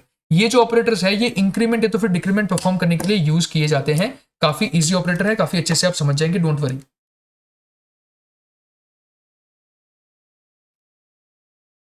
देखिए तो इंक्रीमेंट एंड डिक्रीमेंट ऑपरेटर में क्या होता है कि जो इंक्रीमेंट ऑपरेटर्स होते हैं ये एक यूनरी ऑपरेटर्स होते हैं। अब यूनरी ऑपरेटर्स हम किसको बोलते हैं, जो किसी एक ही ऑपरेंड पे परफॉर्म हो सके। जैसे कि यहाँ पे देखिए, यहाँ पे मैंने ए बी और सी तीन ऑपरेंड्स को यूज किया, लेकिन जब आप एक ही ऑपरेंड का यूज कर सके, यानी कि फॉर एग्जांपल आप सिर्फ ए का ही यूज कर सके, अब कोई दूसरा ऑपरेंड आप यूज नहीं कर पा रहे उसमें, तो उसको हम बोलते हैं unary operators. So increment operators are the unary operators, और जो कि हमारे यूनरी ऑपरेंड्स के ऊपर हम यूज करते हैं, which is use to increment और add 1 to the operand value. यानी कि ऑपरेंड जो होता है आपका, जो ए होगा उसको हम बोलेंगे ऑपरेंड, जैसे कि ये ए है उसको हम बोलेंगे ऑपरेंड, एक सिंगल वैल्यू। इसमें अगर आप इसकी वैल्यू बाय 1 इंक्रीमेंट करना चाहे तो उस केस में आप इंक्रीमेंट ऑपरेटर का यूज करेंगे। जैसे मान लेते हैं कि ए की वैल्यू अभी 5 है और अब मुझे इसको इंक्रीमेंट करना है बाय 1, तो मैं क्या करूंगा, ए प्लस प्लस, मैंने यूज कर दिया मैं यहाँ पे इंक्रीमेंट ऑपरेटर, तो ये इसकी वैल्यू को बाय 1 इंक्रीज कर देगा। अब ए की वैल्यू जो है वो क्या हो जाएगी, 6 हो जाएगी, राइट। तो ये होते हैं हमारे increment operators. The increment operand is denoted by the double plus symbol. इस तरीके से हम इसको दिखाएंगे। It has 2 types, pre increment and post increment operators. इसके 2 टाइप्स होते हैं, एक होता है प्री इंक्रीमेंट। तो प्री इंक्रीमेंट में क्या होता है, देखिए इसको आप इस तरीके से लिखेंगे plus plus A. So the pre increment operator is used to increase the original value of the operand by 1 before assigning it to the expression. यानी कि आप अपने वैल्यू को जो है एक्सप्रेशन में असाइन कर दे, असाइन करने से पहले जब आप उसको इंक्रीमेंट करते हैं तो उसको बोलते हैं प्री इंक्रीमेंट ऑपरेटर। ठीक है, so in the above example the value of operand A is increased by 1 and then a new value is assigned to the variable x। यानी कि पहले आप उसकी वैल्यू को बाय 1 इंक्रीमेंट करेंगे, उसके बाद आप उसको x में असाइन करेंगे। यानी कि 5 थी, 5 से पहले आप उसको 6 करेंगे, उसके बाद आप x में उसको असाइन करेंगे। जबकि पोस्ट इंक्रीमेंट में क्या होता है कि पहले वैल्यू असाइन होती है, उसके बाद वो इंक्रीमेंट होती है। तो the post increment operator is used to increment the original value of the operand by 1। यानी कि जो ओरिजिनल वैल्यू होगी ऑपरेंड की उसको आप बाय 1 इंक्रीमेंट पहले करेंगे सॉरी, पहले आप उसको असाइन करेंगे after assigning it to the expression, यानी कि पहले आप वैल्यू को असाइन करेंगे एक्सप्रेशन के अंदर, यानी कि एक्स के अंदर मैंने ए को पहले असाइन किया और उसके बाद उसको इंक्रीमेंट किया। Okay, so the value of the operand A is assign to the variable X, पहले असाइन होगी वेरिएबल एक्स के अंदर वैल्यू ए की, और उसके बाद जो है वो वैल्यू होगी ए की इंक्रीमेंट होगी बाय 1, यानी कि पहले हमारे ए की वैल्यू कितनी थी 5 थी, तो वो वैल्यू मैं पहले यहाँ पे असाइन करूंगा, 5 पहले असाइन होगी और उसके बाद उसका इंक्रीमेंट होगा, यानी कि उसके बाद वो 6 बनेगी, राइट। तो उसको हम बोलते हैं पोस्ट इंक्रीमेंट ऑपरेटर। फिर आते हैं हमारे उसी तरीके से डिक्रीमेंट ऑपरेटर। तो डिक्रीमेंट में क्या होता है, माइनस माइनस से होता है, यानी कि 5 से वैल्यू आपकी 4 होगी, तो प्री डिक्रीमेंट में क्या होगा कि ये जो है यहाँ पे आपकी वैल्यू होगी ऑपरेंड की, वो पहले डिक्रीमेंट होगी और उसके बाद वो एक्सप्रेशन में असाइन होगी। जबकि पोस्ट डिक्रीमेंट में क्या होता है कि पहले आपकी वैल्यू जो है वो असाइन होगी वेरिएबल के अंदर और उसके बाद वो डिक्रीमेंट होगी, ठीक है। चलिए नेक्स्ट है हमारे बिटवाइज ऑपरेटर्स। तो बिटवाइज ऑपरेटर जो होते हैं वो हमेशा बाइनरी ऑपरेंड्स के ऊपर ऑपरेशन परफॉर्म करने के लिए हम यूज करते हैं। अब हमारे बाइनरी ऑपरेंड्स क्या है, 1 एंड 0। तो 1 एंड 0 के ऊपर जब आप किसी भी प्रकार का ऑपरेशन परफॉर्म करना चाहे तो वो आप बिटवाइज ऑपरेटर्स के थ्रू कर सकते हैं। अब बिटवाइज ऑपरेटर्स में हमारे पास कौन कौन से हैं, देखिए बिटवाइज एंड है, बिटवाइज और है, बिटवाइज एक्सक्लूसिव और है, शिफ्ट लेफ्ट है, शिफ्ट राइट है एंड वंस कॉम्प्लीमेंट है, ठीक है। तो यहाँ पे देखते हैं सबसे पहले कि हर एक चीज के लिए कैसे होगा। जैसे मेरे पास एक बीट 1 है और बीट 2 है, अभी ये दोनों की वैल्यू 0 0 है, तो एंड करूंगा तो एंड में क्या होगा, देखिए पहले एंड का देख लेते हैं। तो जैसे ही एंड आया ना एंड, तो अगर दोनों वैल्यू 0 होगी तो आंसर 0 आएगा, और दोनों में से अगर एक भी 0 हुई तो भी आंसर 0 आएगा। तो देखिए 0 0 0 0 1 0 1 0 0, लेकिन अगर दोनों की दोनों 1 होती है तो आउटपुट क्या आएगा, 1 आएगा। तो ये हो गया एंड ऑपरेटर, जैसे हमने लॉजिकल एंड में देखा था, सिमिलर वही कॉन्सेप्ट है। और के अंदर क्या होगा कि अगर दोनों में से कोई एक भी 1 हुई तो आउटपुट 1 आएगा। तो यहाँ पे देखो ऊपर दोनों के दोनों 0 है, तो उस केस में तो आउटपुट क्या आ जाएगा, 0 आ जाएगा। अब यहाँ पे 0 1 है तो उस केस में आउटपुट 1 आ जाएगा, 1 0 है तो 1 आ जाएगा, और 1 1 है तो 1 आ जाएगा। तो ये हो गया मेरा क्या, और ऑपरेटर। उसके बाद आता है ये एक्सओर ऑपरेटर। तो एक्सओर ऑपरेटर में क्या होता है, ये इस तरीके से आप दिखाते हैं उसको एक्सओर ऑपरेटर को, ठीक है। तो यहाँ पे क्या होगा कि अगर आपके दोनों इनपुट सेम हुए, बीट 1 और बीट 1 दोनों सेम हुए, यानी कि अगर दोनों 0 0 या तो फिर दोनों 1 1 हुए, उस केस पे मेरा आउटपुट हमेशा 0 होगा। जैसे कि यहाँ पे देखो ये 0 था, ये 0 था, आउटपुट क्या मिला, 0 मिला। फिर देखो ये 1 था, ये 1 था, दोनों सेम है ना, तो उस केस में भी आउटपुट क्या मिला, 0 मिला। यानी कि जब दोनों की वैल्यू डिफरेंट हो, जैसे यहाँ पे एक 0 है और यहाँ पे एक 1 है, तो उस केस में ही आपका आउटपुट जो है वो 1 होगा, अदरवाइज आपका आउटपुट क्या होगा, 0 होगा। और ये देखो ये वाला केस भी देखो, यहाँ पे 1 है, ये 0 है, ये दोनों डिफरेंट है, तो आउटपुट क्या मिलेगा, मुझे 1 मिलेगा। तो इस तरीके से काम करता है आपका बिटवाइज ऑपरेटर। अब इसको सॉल्व कैसे करते हैं, देखिए। तो अगर मुझे यहाँ पे एक वेरिएबल दिया गया है x जिसकी वैल्यू है 5 और एक दूसरा वैल्यू दे रखा है वेरिएबल y जिसकी वैल्यू है 7। अब यहाँ पे मुझे फाइंड करना है x एंड y, यानी कि इसके ऊपर मुझे बीटवाइज ऑपरेशन करना है। तो मैं कैसे करूंगा, मुझे सबसे पहले इनको कन्वर्ट करना पड़ेगा बीट्स के अंदर। ये देखो 5 को जब मैं बीट्स में कन्वर्ट करूंगा तो इस तरीके से मुझे मिलेगा, और 7 को करूंगा तो मुझे वो इस तरीके से मिलेगा, राइट। तो ये यहाँ पे आपको इस तरीके से इसको बीट के फॉर्मेट में लिखना है। अभी कैसे लिखते हैं मैं आपको समझाता हूँ। देखिए ये एक्चुअली इसका एक फॉर्मेट आता है इस तरीके से, देखिए कैसे। तो 2⁻0, ठीक है,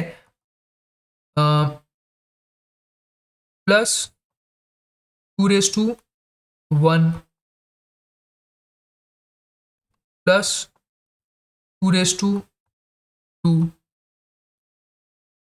प्लस 2⁻3। अब यहां ध्यान से देखो, मुझे सबसे पहले 5 को कन्वर्ट करना है बाइनरी फॉर्मेट के अंदर। मैं क्या करूंगा, मैं यहां पे आ जाऊंगा, देखिए। अब मुझे पता है कि 2⁻0 क्या कितना वैल्यू होती है, 1 होती है, ठीक है, प्लस 2⁻1 कितना होगा, 2 होगा, और 2⁻2 कितना होता है, 4 होता है। तो देखिए 2⁻2 को अगर मैं लिखता हूं तो वो कितना होता है, 4 होता है। यहाँ पे 4 + 1 कितना हो गया, 5 हो गया। यानी कि यहाँ पे जब मैं 2⁻0 लेता हूं और 2⁻2 लेता हूं, उस केस के अंदर मुझे जो आउटपुट है वो कितना मिल रहा है, मेरा 5 मिल रहा है। उस केस में मुझे आउटपुट मेरा 5 मिल रहा है। तो जिन जिन वैल्यूज के ऊपर मुझे आउटपुट 5 मिलता है उसको मैं 1 कह दूंगा। देखिए इसको मैंने 1 कह दिया, इसको मैंने 1 कह दिया, और उसके अलावा के जितने भी होंगे उन सभी को मैं 0 कह दूंगा। तो इसको मैंने 0 कह दिया, इसको भी मैंने 0 कह दिया। तो ये आपको मिल गया बाइनरी फॉर्मेट ऑफ 5। देखिए यहाँ पे 0 1 0 1 0 1 0 1। उसी तरीके से जब मैं 7 की बात करता हूं तो वहां पे मुझे क्या लेना पड़ेगा, देखिए मुझे 2⁻2 को भी लेना पड़ेगा, यानी कि यहाँ पे वो मुझे देगा 4। फिर मुझे 2⁻1 को भी लेना पड़ेगा जो कि मुझे देगा 2, और मुझे 2⁻0 को भी लेना पड़ेगा जो मुझे देगा वैल्यू 1। इन सभी को जब मैं ऐड करता हूं तो इसका आंसर मुझे कितना मिलता है, 4 + 2 + 1 विच इज 7। तो इस केस में मैंने 2:2 को भी यूज किया, 2:1 को भी यूज किया, 2:0 को भी यूज किया, यानी कि मैंने क्या दिया आउटपुट 0, बाइनरी में क्या होगा 1 1 1, ठीक है, ठीक है, ये 2:0 के लिए, ये 2:1 के लिए, ये 2:2 के लिए, और ये जो मैंने कंसिडर किया नहीं इसलिए मैंने यहाँ पे डाल दिया 0। तो ये क्या हो गया आपका, देखो 0 1 1 1, ये आपका आ गया 0 1 1 1। तो इस तरीके से आप बाइनरी फॉर्मेट में कन्वर्ट करते हैं। उसके बाद आपको क्या करना है, यहाँ पे कुछ नहीं करना, अब तो एंड ऑपरेशन परफॉर्म करना है, यानी कि चेक करो, देखो ये भी 1 है, ये भी 1 है, तो ये आउटपुट क्या आ जाएगा, 1 आ जाएगा। अब दोनों में से कोई भी अगर 0 हो तो आउटपुट क्या आएगा, 0 आएगा। अब ये भी 1 है, ये भी 1 है, तो यहाँ पे आउटपुट आ गया 1, और ये भी दोनों 0 तो 0। तो इस तरीके से आपको जो आपका बाइनरी फॉर्मेट है वो एंड ऑपरेशन करने के बाद मिल जाता है। उसी प्रकार से जब आपको और ऑपरेशन करने को कहे तो आप कैसे करेंगे, देखिए, तो और में मैंने बताया कि दोनों में से अगर कोई एक भी 1 हुआ तो आंसर 1 आएगा। अब यहाँ पर तो दोनों 1 है, देखिए लास्ट वाले में तो यहाँ पे 1 आ गया, 0 1 1 1 1 1 0 0 0 0 0 0 सब कुछ 0। एक्सक्लूसिव और में क्या करना है कि अगर दोनों वैल्यू सेम हुई तो आउटपुट 0 है। तो देखो 1 1 था तो 0 कर दिया, 0 1 दोनों डिफरेंट है तो 1 कर दिया, 1 1 आ गया फिर से तो 0 कर दिया, 0 0 तो 0, और यहाँ पे तो सारे 0 है तो 0 0। तो ये आपका आ गया after performing the XOR operation. ठीक है, सिंपल था, समझ में आ गया। चलिए आगे बढ़ते हैं। नेक्स्ट है हमारा कंडीशनल ऑपरेटर, इसको हम बोलते हैं टर्नरी ऑपरेटर। अब ये जो है ना काफी इंपॉर्टेंट है समझना। The conditional operator is also known as ternary operator because it has 3 operands. इसको हम टर्नरी ऑपरेटर इसलिए कहते हैं बिकॉज इसके अंदर हमेशा आपको 3 ऑपरेंड यूज करने पड़ते हैं इस तरीके से, E1 E2 एंड E3। अब यहाँ पे चलता कैसे काम देखिए, चलता ऐसे है कि जो E1 है ना, E1 ये लॉजिकल एक्सप्रेशन है जो आपकी कंडीशन होगी, यानी कि ये आपकी कंडीशन है, ये एक्चुअली इफ एल्स स्टेटमेंट का रिप्लेसमेंट है। यानी कि इफ ये होगा कैसे देखिए, तो मैं इसको टाइप करके दिखाता हूं। देखिए इफ ये E1 है, अगर ये E1 ट्रू हो जाता है, ठीक है, अगर ये E1 मेरा जो है वो ट्रू हो जाता है, अगर मैं मानता हूं ये ट्रू हो जाता है, तो उस केस में मुझे क्या करना है, एग्जीक्यूट कर देना है मुझे इसे E2 को, ठीक है, एल्स एग्जीक्यूट क्या हो गया हमारा, एग्जीक्यूट करना है मुझे E3 को। ठीक है, इस तरीके से ये चीज काम करती है, समझ रहे हो। अभी आपको ये समझ में नहीं आ रहा होगा अगर आपने इफ एल्स को अच्छे से नहीं पढ़ा होगा, लेकिन ये समझो, इफ E1 यानी कि सबसे पहले क्या होता है कि ये जो आपकी कंडीशन है ना, कंडीशन ये E1 चेक होती है टर्नरी ऑपरेटर के अंदर, ये शॉर्ट फॉर्म में लिखते हैं, ये कंडीशन चेक होती है। अगर ये कंडीशन ट्रू हो जाती है तो उस केस में मुझे ये एग्जीक्यूट करना है E2 को, ठीक है, और अगर ये फॉल्स हो जाती है तो उस केस में मैं इसको एग्जीक्यूट कर दूंगा। तो E1 is logical expression and evaluated first, so if the condition is true then the statement is followed is executed, so E2 is executed, otherwise the statement follow E3 is executed, तो उस case में E3 execute हो जाएगा, right. तो condition अगर true होती है तो उस केस में आपका E2 एग्जीक्यूट हो जाता है, अदरवाइज जो आपका है E3 एग्जीक्यूट हो जाएगा। तो जैसे कि कंडीशन है कि max is equal to x greater than y, अगर x ग्रेटर देन वाई हुआ तो उस केस में तो x एग्जीक्यूट हो जाएगा, अगर x ग्रेटर देन वाई नहीं हुआ तो उस केस में y एग्जीक्यूट हो जाएगा। तो x ग्रेटर देन y सबसे पहले आपका चेक होता है, if it is true then x is assign to max, तो उस केस में जो x होगी उसकी वैल्यू आप असाइन कर देंगे x के अंदर, x की जो वैल्यू होगी वो आप असाइन कर देंगे मैक्स के अंदर।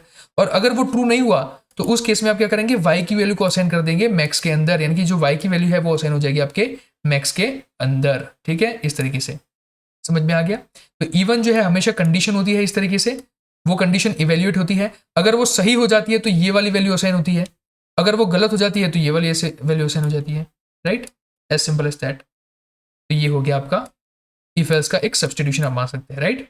चलिए आगे बढ़ते हैं। Next, operator precedence and their associativity. अब ये बहुत इंपॉर्टेंट है, देखिए आपके पास अलग अलग प्रकार के ऑपरेटर्स होते हैं, जैसे कि पोस्ट फिक्स ऑपरेटर्स हो गए, यूनरी हो गए, मल्टीप्लिकेटिव हो गए, एडिटिव हो गए, ठीक है, फिर रिलेशनल हो गए, इक्वलिटी, बिटवाइज एंड, एक्सॉर, और भी बहुत सारे, ठीक है, बहुत सारे हमारे पास क्या है ऑपरेटर्स हैं। इन सभी ऑपरेटर की कुछ ना कुछ एसोसिएटिविटी होती है। अब एसोसिएटिविटी क्या है मैं आपको अभी समझाऊंगा। देखिए एसोसिएटिविटी हमेशा लेफ्ट टू राइट या तो फिर राइट टू लेफ्ट होती है, ये चीज आपको समझना है। So operator precedence determines the grouping of terms in an expression and decides how an expression is evaluated. तो जो ऑपरेटर प्रेसिडेंस होता है ये हमें बताता है कि जब भी आप कोई एक्सप्रेशन पकड़ते हैं तो वो एक्सप्रेशन में सबसे पहले आप किस ऑपरेटर को सॉल्व करेंगे वो प्रेसिडेंस से तय होता है। प्रेसिडेंस यानी कि महत्व, महत्व में क्या होता है कि हर एक ऑपरेटर जो होता है ना हमारा लिस्ट ऑफ ऑपरेटर्स, इसमें हर एक ऑपरेटर की दूसरे ऑपरेटर से कुछ ना कुछ महत्व ज्यादा होता है, और जिस ऑपरेटर का महत्व ज्यादा होता है उसको आप पहले इवेल्युएट करते हैं। जैसे कि आप छोटे थे तब हम पढ़ते थे, पता है वो बॉडमास, जहाँ पे हम बोलते थे कि सबसे पहले ब्रैकेट को सॉल्व करो, फिर डिवीजन करो, फिर मल्टीप्लिकेशन करो, फिर एडिशन करो, ठीक है, फिर सब्ट्रैक्शन करो। तो बस यही चीज़ यहाँ पे हम बात कर रहे हैं, ठीक है। तो कैसे होता है देखिए यहाँ पे, जैसे कि इवेल्यूएशन करना होता है हमें किसी भी प्रकार के एक्सप्रेशन का। फॉर एग्जाम्पल यहाँ पे एक्सप्रेशन है 7, देखिए ध्यान से, 7 प्लस, देखिए 7 इंटू ब्रैकेट में है 5 plus 15 divide by 2 into 5 minus 3। अब इसे हमें इवेल्युएट करना है। तो as per the rule of precedence, rule ही हमें ये कहता है कि जो ब्रैकेट है ना, ब्रैकेट वो सबसे पहले सॉल्व होनी चाहिए। तो सबसे पहले ब्रैकेट के अंदर की जो चीजें उसको हम सॉल्व करेंगे, यानी कि 5 प्लस 15 कितना हुआ 20, तो यहाँ पे देखिए मैंने 20 लिख दिया। 2 इंटू 5 कितना होता है 10, तो हमने ये चीज भी सॉल्व कर दी। अब यहाँ पे क्या होता है कि जो मल्टीप्लीकेशन और डिवीजन है ना, इन दोनों का प्रेसिडेंस सेम है, यानी कि इन दोनों का महत्व सेम है, यानी कि मल्टीप्लिकेशन और डिवीजन दोनों इक्वल लेवल पे आते हैं। तो इस केस में हमें लगाना पड़ता है कॉन्सेप्ट एसोसिएटिविटी का। एसोसिएटिविटी क्या बोलती है in the case of this addition operators, कि ये in this case of arithmetic operators, कि ये हमेशा लेफ्ट टू राइट होगी, left to right, left to right, यानी कि आपको हमेशा लेफ्ट से शुरुआत करनी है कैलकुलेशन की। तो अगर मैं लेफ्ट से शुरुआत करता हूं तो पहले क्या आता है मेरे पास, मल्टीप्लिकेशन आता है। तो 7 इंटू 20 कितना होगा 140 होगा, फिर डिवाइड बाई 10 माइनस 3। अब मैं क्या करूंगा 140 को डिवाइड करूंगा 10 से, जो कि मुझे आंसर देता है 14, और उसमें से फाइनली मैं 3 को माइनस करूंगा, आंसर मुझे आ गया 11। तो इस तरीके से चीज काम करती है। और डिटेल में देखते हैं, देखिए प्रेसिडेंस ऑफ ऑपरेटर्स के बारे में बात कर रहे थे हम, किसके बारे में, अरिथमेटिक ऑपरेटर्स के बारे में। So in arithmetic the order of operations is crucial for correctly solving expressions, यानी कि जो ऑर्डर होता है ना ऑपरेशंस का, वो बहुत इंपॉर्टेंट है। अगर मैं गलत ऑर्डर में चीजों को सॉल्व कर दूंगा तो मुझे ये जो आंसर है ना वो सही नहीं मिलेगा, मुझे डिफरेंट आंसर मिलेगा जो कि गलत होगा। इसीलिए हमें ऑर्डर पता होना चाहिए और प्रेसिडेंस पता होना चाहिए कि सबसे पहले किसको सॉल्व करना है। तो यहाँ पे देखिए ऑर्डर दे रखा है हमें, सबसे पहले हमें सॉल्व करना होता है पैरेंथेसिस को, जो कि है हमारा ब्रैकेट, ठीक है। उसके बाद आते हैं हमारे एक्सपोनेंट्स, ठीक है। उसके बाद आते हैं, जैसे एक्सपोनेंट तो आपको पता है ना कि 2⁻³ यानी कि 8, 4⁻6, इस तरीके से देखिए यहाँ पे ये दे रखे ना, ये एक्सपोनेंट्स होते हैं। फिर आता है आपका मल्टीप्लिकेशन एंड डिवीजन। तो देखिए मल्टीप्लिकेशन और डिवीजन का जो प्रेसिडेंस है, यानी कि जो महत्व है वो सेम है, इसलिए हमने इन दोनों को एक साथ लिखा। तो उस केस में जब ये मल्टीप्लिकेशन और डिवीजन दोनों एक साथ दिख जाए तो हमें क्या करना होता है, हमेशा लेफ्ट टू राइट वाला रास्ता पकड़ना होता है, ठीक है, जिसको हम बोलते हैं एसोसिएटिविटी। तो वो भी हम अभी देखने वाले हैं, राइट। फिर आता है हमारा एडिशन और सब्ट्रैक्शन। तो एडिशन और सब्ट्रैक्शन का भी जो प्रेसिडेंस लेवल होता है वो क्या होता है, सेम होता है। तो उस केस में भी हमें एसोसिएटिविटी का फिर यूज करना पड़ता है। तो याद रखने के लिए आप याद रख सकते हैं दिस, ये वाला याद रख लो, बेडमास।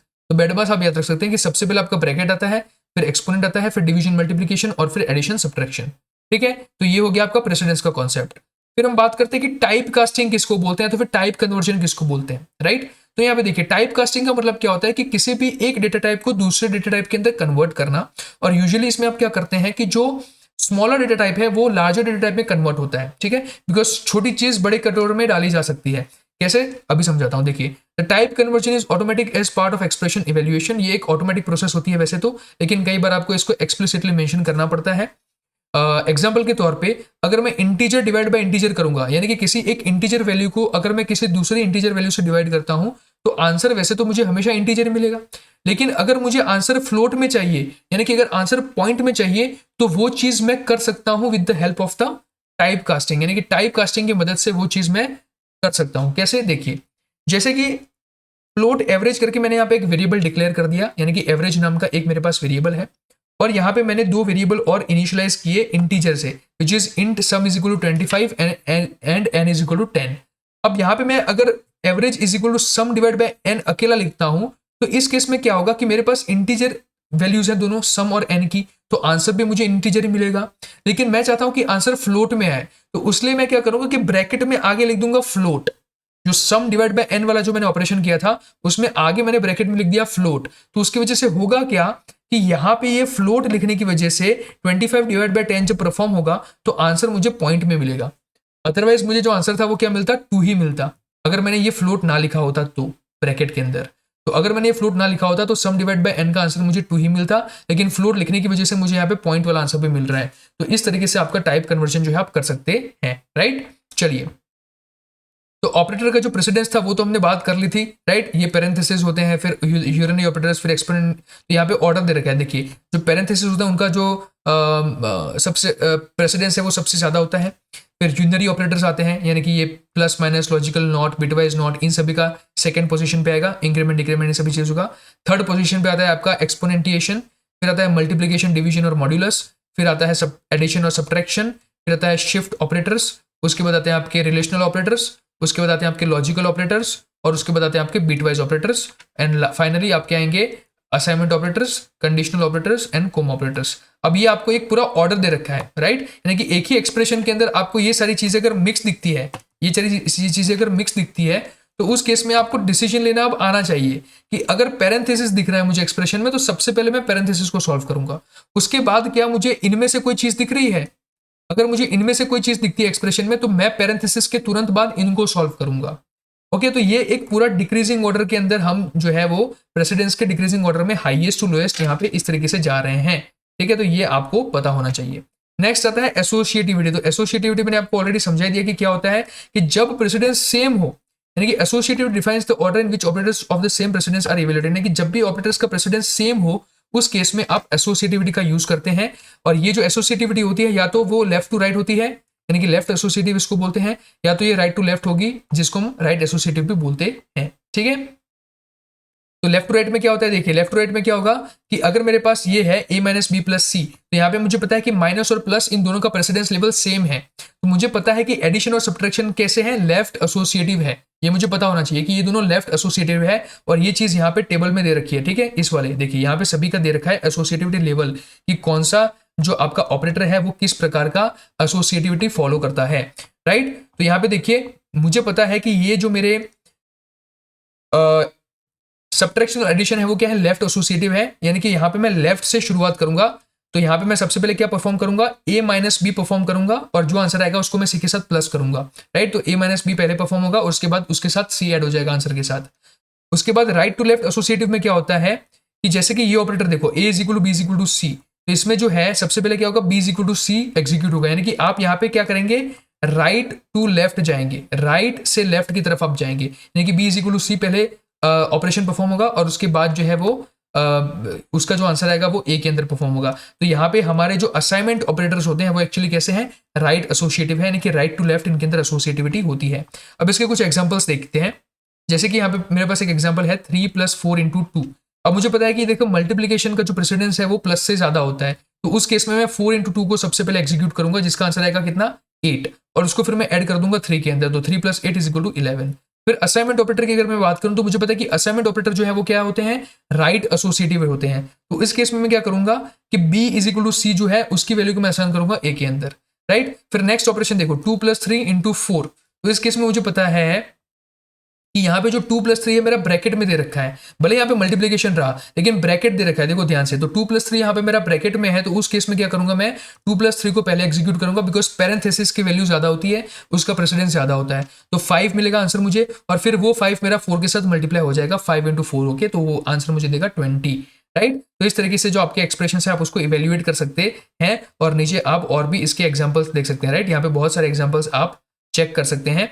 तो यहाँ पे मैंने आपको कॉन्सेप्ट समझा दिया है कि किस तरीके से आप एक्सप्रेशंस को इवेल्युएट करते हैं, राइट। ये ब्रैकेट दिख रहा है आपको, तो क्या करेंगे, ब्रैकेट को पहले सॉल्व करेंगे आप, उसके बाद मल्टीप्लाई करेंगे, तो 4 + 3 क्या हो जाएगा आपका 7 हो जाएगा, और 7 × 2 हो जाएगा आपका 14, ठीक है। फिर आपको वैसे यहाँ पे यूनियरी ऑपरेटर्स भी दिख रहे हैं, तो उनके भी आप कॉन्सेप्ट चेक कर सकते हैं, ठीक है।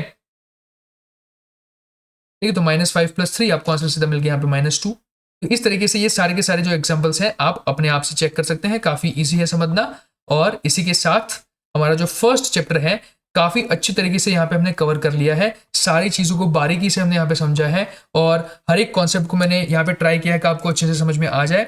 अब रिटर्न में मैं आपसे एक ही चीज मांग रहा हूँ कि प्लीज इस वीडियो को अपने फ्रेंड्स के साथ शेयर कीजिए, इसको लाइक कीजिए, और अपना जो फीडबैक है मुझे प्रोवाइड कीजिए। मटेरियल आपको नीचे डिस्क्रिप्शन से मिल जाएगा, और प्लीज हमारे चैनल को सब्सक्राइब करें, राइट। और ये देखिए मैं 1 टेक में पूरा वीडियो आपके लिए बना रहा हूँ। So all this effort I am putting is for you students, and I really want a lot of love from all of you, so that I can feel motivated to create more such content for all of you, right. इसी के साथ आज का ये video हम end करते हैं। Thank you so much watching this video, bye bye.